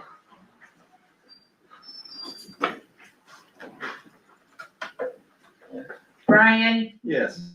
Yes. Lindsay, Yes. Roger, Yes. Chad. Yes. Do you want to take this with you tonight, Riley? No, I just got an email that to, Okay. straight to Atlas, she said, is that correct? yeah, you can just Okay. answer that. Okay. All right. Thank you. I'll tag you in it. All right, thanks. Okay, old business. Development agreement Comcast. Did we ever get, Jenny, did we ever get a response from Comcast? Not yet. Okay, You sent them a draft and we're awaiting a response. okay. Do I need to folks table this? We will table that. Ordinance 2025-04, budget ordinance adoption. This is just adopting our budget. Anyone have any questions for that one? Okay. I'll make the motion to adopt ordinance 2025-04, our budget ordinance. Second. Brian, Yes. Gary, Yes. Lindsay, Yes. Roger, Yes. Chad. Yes.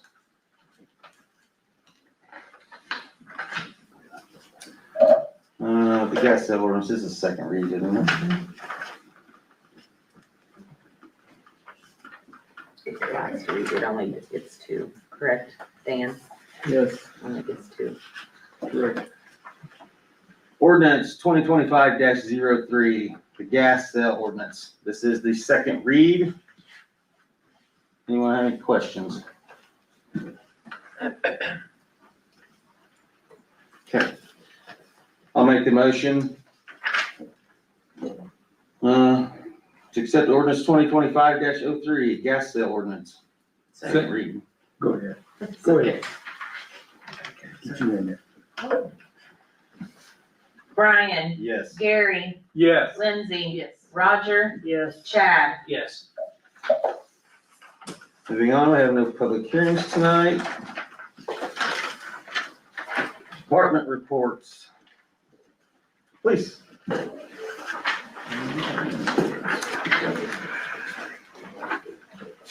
Hi, I'll be quick because it was, obviously it's a long meeting. I've given you our updates, biggest thing personnel, obviously we have Connor, Officer Jackson still at the academy. We hired Officer Lee to fill our vacant spot. Reserve Officer Foster, resigned due to conflict. He obtained a new job, and he just doesn't have time to do this anymore. So he's resigned. The Tahoe, just got word today that it is built, that they're having some electronic issues. It's going tomorrow for diagnostic. And then it should be done hopefully tomorrow if they can't get a couple codes to complete.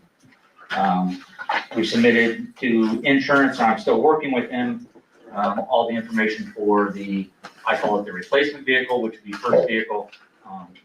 So they've got that. As soon as that's done, we've already talked. A lot of the other equipment was warrantied out by Wheeling, so we don't have to spend as much on lights as we originally had thought because Wheeling's going to replace them. So we saved some money there.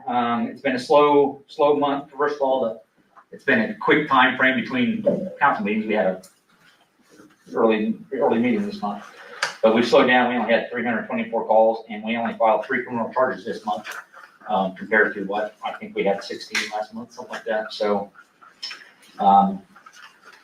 people are slowing down. Everything is there.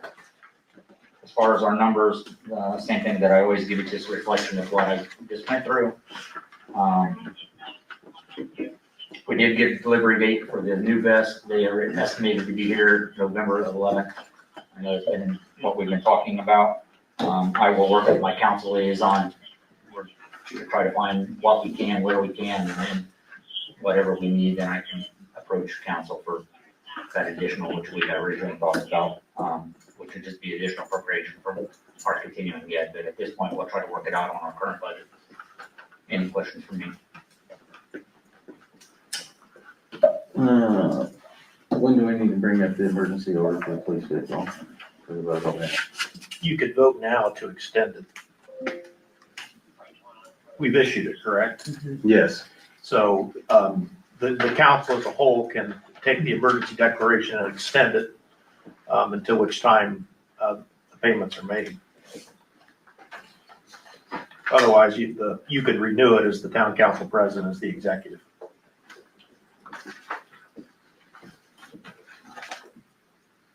I recommend This it. is, That's not the emergency.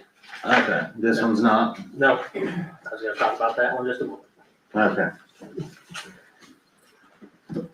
Okay, we'll move on. I don't have anything. So the Crossroads proposal that you have in front of you, that's the one that, I sought permission to get that quote for pricing, at the last meeting. We paid off, vehicle 2020-2 back in January. Not knowing, how the budget situation was gonna work out, we were purposely waiting to replace that vehicle, until we knew, what was in the budget and what funds were available. The budget that we just passed does include the funding for this vehicle in it. We have an opportunity to purchase a 2024 vehicle that is $10,000 less than a 2025 vehicle, and that is represented in the pricing that was sent out to everybody with the rest of the documents. So we have two options on the financing for that. One would be to finance the full amount.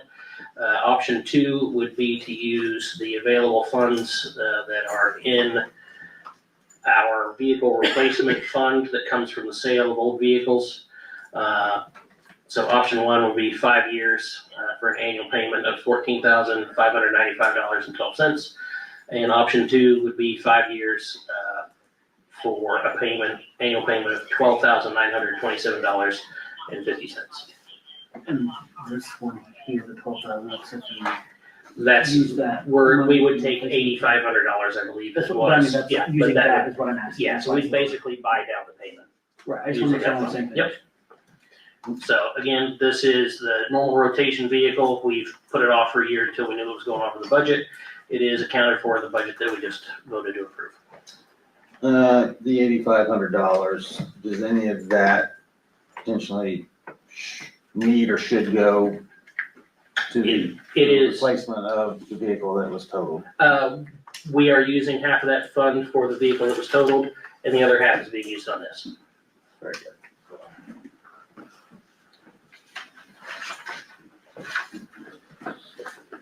I'll entertain a motion to purchase the 2024 Ford F-150 police responder. Option two? Yeah. That would, Option two, yes. Second. Did you make the motion, Brian? No. I'll make that motion. I'll second. Brian, Yes. Gary, Yes. Lindsay, Yes. Roger, Yes. Chad. Yes. Okay, planning. Planning didn't have anything last month. We had a quorum. We met. There was nothing to discuss. Oh, utilities. Brandon is not here. Did anyone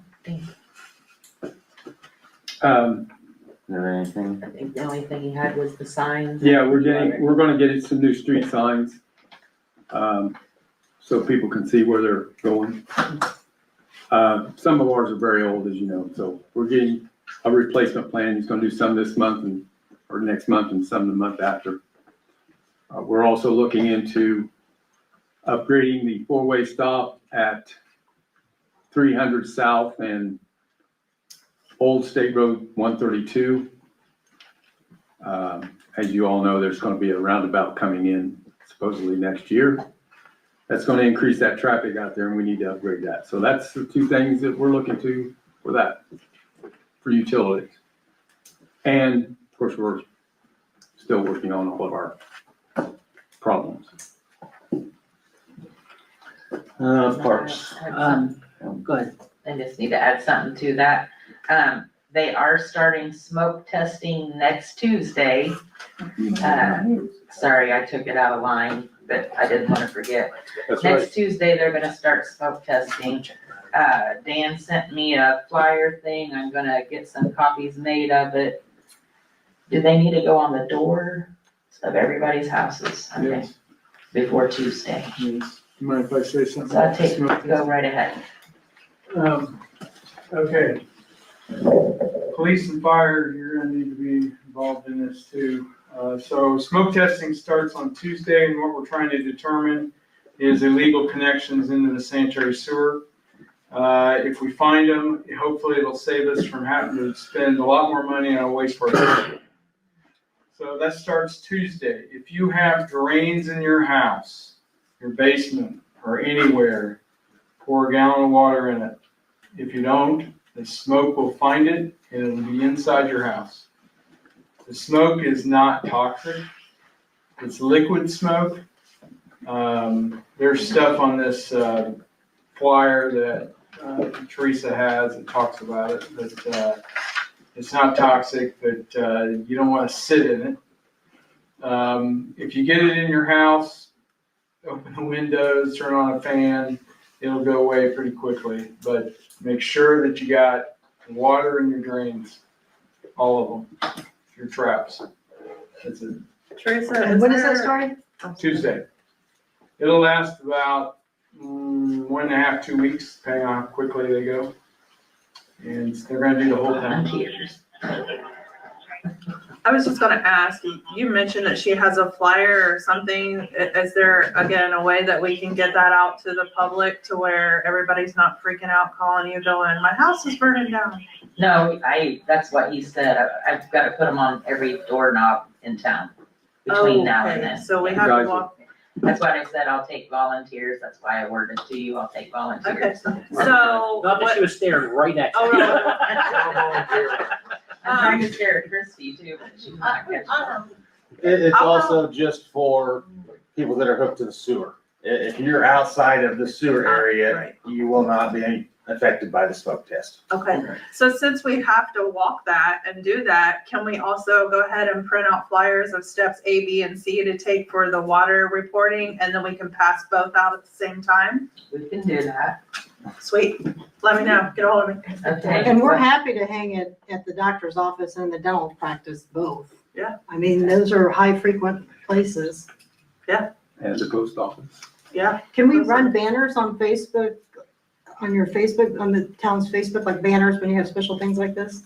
I think you can. Yeah, I think I so. don't know how to do that. I can help you. Yeah, you can run banners. IT guy can. Yeah, the IT guy can. I can make the banner. That's what I'm saying. Digitally Can we make or a banner to post Will it that for flyer local? include a schedule of streets since it's gonna last 2 weeks? Yeah, you got a map of who that is and who that isn't. It's everywhere. We don't have a specific area they're gonna start. I can ask them to get that. They're gonna do it systematically. So they'll start in one corner and go up as quickly as they can. So it's hard to put a schedule together because they may not find a lot of things. And if they don't, they're gonna go a lot faster. Right. And if they find a lot of things, it's gonna be a lot slower. So it's hard to put a schedule together on something like that, but they are gonna start in one corner and work their way one direction. But can you show like where they're hit, not while they're hitting it, but everywhere that's gonna be touched by it? Because some people don't know. It's the whole town, including Fishersburg. I mean, the whole town. Anybody that's hooked to the sewer. Anybody sewer that's hooked to the system. sewer system. How far south on 13 does that go? It just goes to Brookside, Ship Oh, 1 and okay. 2, and Montgomery Farms. Oh, okay. We don't have anything Not a on big 13. news. Oh, on the We've got a sewer. lot of new move-ins. Anybody have any golf carts?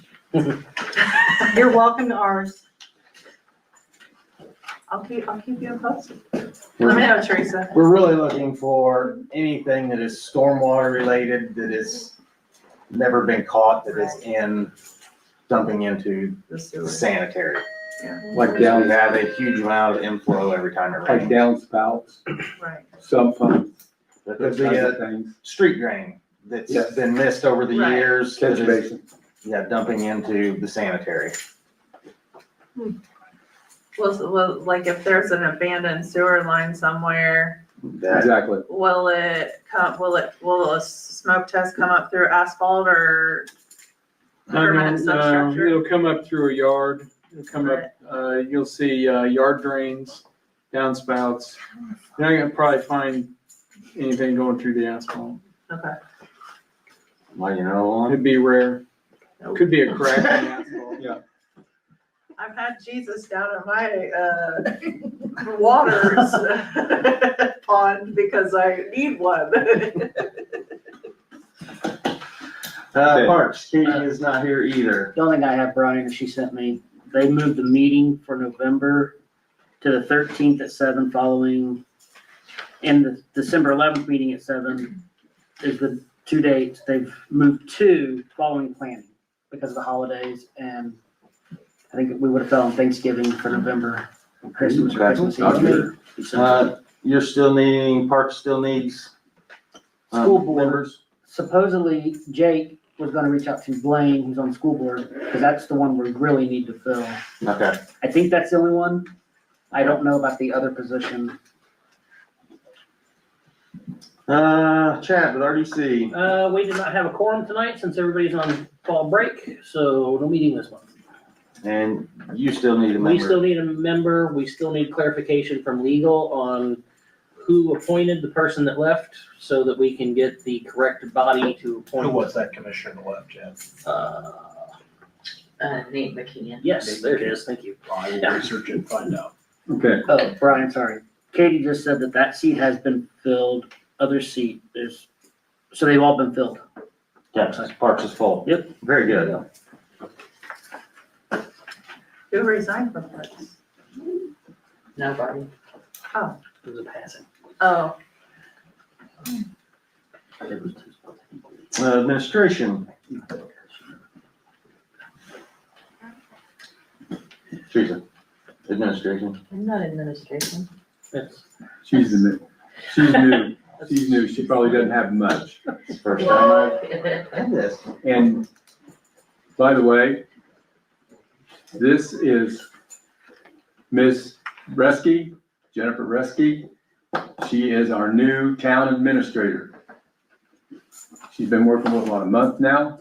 2 months. Two months? I know, right? Time flies when you're having fun. Well, this is my first meeting. I didn't prepare a report, but I've learned more about water in the past 8 weeks than I ever thought I would know. I appreciate all the information that was shared tonight. My directive from the council is to look at any and all options on fixing the problem. I've been really impressed by the care and concern with which they conduct their work. And I look forward to working with all of you as we find solutions. So, thank you. Thank you. Okay, now, clerk treasurer. Okay. You can go first with I'll let you talk about the trick or treat and hours. Okay, initially we had planned on trick or treating on Friday, October 31st. I have had multiple people bring up that is football sectionals. So this Is that here, by the way? I don't know. it's probably gonna, I know the first one is in Winchester. I don't know where the Okay, second one is I at. didn't know if we knew. I think you're on the road. It, most likely from what I did hear was probably Greenfield. Okay. And, what is it? I know what you mean. Eastern Hancock, Eastern Hancock. close to Green. So, I guess we need to have discussion if we wanna keep it on the 31st, we wanna move it to Thursday, we wanna move it to Saturday. I think we add Saturday. Well, that's kinda where I'm at, because we will be Do both. at the football game on Friday, I mean, This kids couldn't care less about sectionals, but they're still getting candy. Yeah. Or one candy. The only thing I have to say is we've changed it 1 year. And at least from my department, that was bad. Because we have to remember that probably 35% of the people that come are coming from out of town. So if we do change it on Friday, we're probably still going to have an influx, a huge number of people that are gonna come. My personal opinion is Halloween's Halloween. we've changed it before and you can't make everybody, and I'm not saying this in a bad way, you can't make everybody happy. Because now, we change it, which obviously, it's our town, it's our kids going. We want to support our kids, whether that be a home game or not. And I thought the drawing was tonight or tomorrow, but I'm not positive. They're going to Winchester Okay. first. I second Kelly. I second you. That's my I mean, only it's just, concern. we're I mean, having a obviously, you have, discussion about it. I yeah, mean, you it's- have, but my experience was, I was here chief of the year, I think, and I made that decision, and that was one of those ones I'm like, I won't make that decision again. So if the council That decides good, that, huh? but just keep that in mind, that if we do change it, the town's still gonna be flooded Friday night, because people aren't gonna know. So, it's one of those, it's a tough call, what do you do? But if we do change it, just know that we're gonna have Halloween twice, and not just once. And Winchester's a hall, Yeah, so there's a lot of people will make that trip. so, You'd be surprised. No, I mean, they will, but it's still a hall. yeah. Just do both then. That's my only input is past experience. And if we do change it, which I'm not saying I'm opposed to that, I'm saying that just realize that we're going to have Halloween in town twice. So, pull a couple additional officers in, try to get as many reserves as I can, obviously because that saves us money. But I'll have to bring one extra guy in on Halloween, just For the extra people. for the extra people, yeah. I'm gonna make a motion that we add Saturday, November 1st as additional Halloween trick or treating hours. And we add that to the door knocker flyers. So the nice thing is on Saturday, there would only be townwide trick or treating most likely. I was gonna advertise it. It's gonna go on Facebook. I will second that. 2 nights. 5 to 8. Yes, 5 days. I might get Both more than nights. 10 trick or treaters then.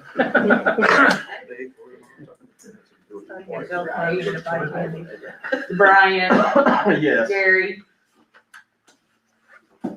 Yes. Lindsay, Yes. Roger, Yes. Chad. Yes. Alright. Okay, second up, don't forget the AIM conferences next week. I will be out of the office Tuesday, Wednesday, Thursday. And I also handed you guys out, or sent you guys out a voice quote. My computer's so old that something runs out the 31st of this month. My computer is the only one that handles the Neptune meter reading thing that we have now, the program we have now. So, I guess Neptune, or whoever from Neptune reached out to Voice and got me a quote for changing the file format so that we can actually put it like on Diane's computer and mine, and then it reads totally different. Ultimately, this is the upgrade because Neptune was not compatible with Windows 11. This will make it compatible with Windows 11 so we can upgrade your computer. Yes, and it also has a lot of other features where it will we can do real time on a lot of our newer meters too, so. I would make a motion to approve the invoice from Voice for $1,195 for the update. I'll second. Brian, Yes. Lindsay, Yes. Gary, Yes. Roger, Yes. Chad, Yes. and I had one more thing. I know this probably has to go on it'll have to be something added to, I think, the salary ordinance, Chad, if I'm not mistaken. But Lisa took her TASER class and passed it. Her and Jenny both did and passed it. I didn't know if there was a raise for that because It's not currently one of the listed licenses, but we could add it because that will save us a fortune. So, I know next month is salary ordinance month discussion, so we'll, add that to the list. That's all I have. If anybody wants to know what that is, that's basically how they've taken classes to learn how to rate our roads for grants anything to do with grants, you have to have this study. So, and it's usually, We paid $20,000 last time Yes. we had it I done. thought it was 25, but go ahead. It's a lot of so it's money. very expensive to get our road graded. And now we have 2 people in town hall that can do it. I just have one other quick question for Teresa. Mhm. Since you're gonna be out of the office next Tuesday through Thursday and smoke testing starting Tuesday, can we get a date and time ironed out that we can start doing these door hangers that They'll are? have to be put out before Monday, so it's gonna be this weekend, like. In the storm. It's not us. Well, you guys, you were, you know. I don't care, I mean, I've been Yeah, I out mean- in it, I like Get it. it, you could probably get them ready tomorrow, I'll get them ready tomorrow, do and them then Saturday. we'll come up with a plan Sunday. as to when we can You helping? get them I'm out. going, I'm out of here. I gotta remember all the things I gotta put on the door hanger. Alright. Everything, Teresa? Yeah, that's everything for me. Okay, approval of minutes. August 21st, 2025, regular meeting, and September 2nd, 2025, special meeting. Anyone have any questions about those minutes, concerns? I will make a motion to accept the minutes for August 21st, 2025, and September 2nd, 2025. Second, Brian, Yes. Gary, yes. Lindsay. Yes. Roger. Yes. Chad. Yes. Approval of allowance dockets, September. Oh, no, I skipped the claims. Approval of claims. Motion to approve the claims as presented. Second. Brian, Yes. Gary, Yes. Lindsay. Yes. Roger, Yes. Chad. Abstain. Approval of the allowance dockets. It's just a repeat of some of what's on the claims. I'll make a motion to approve the allowance dockets. I'll second. Ooh. Brian, Yes. Gary, Yes. Lindsay, Yes. Roger. Yes. Chad. Yes. Council members, comments and concerns? Anyone? Okay. Our next regular meeting will be Thursday, November 20th, 2025 at 7 PM, right here at the Lions Club. Make a motion to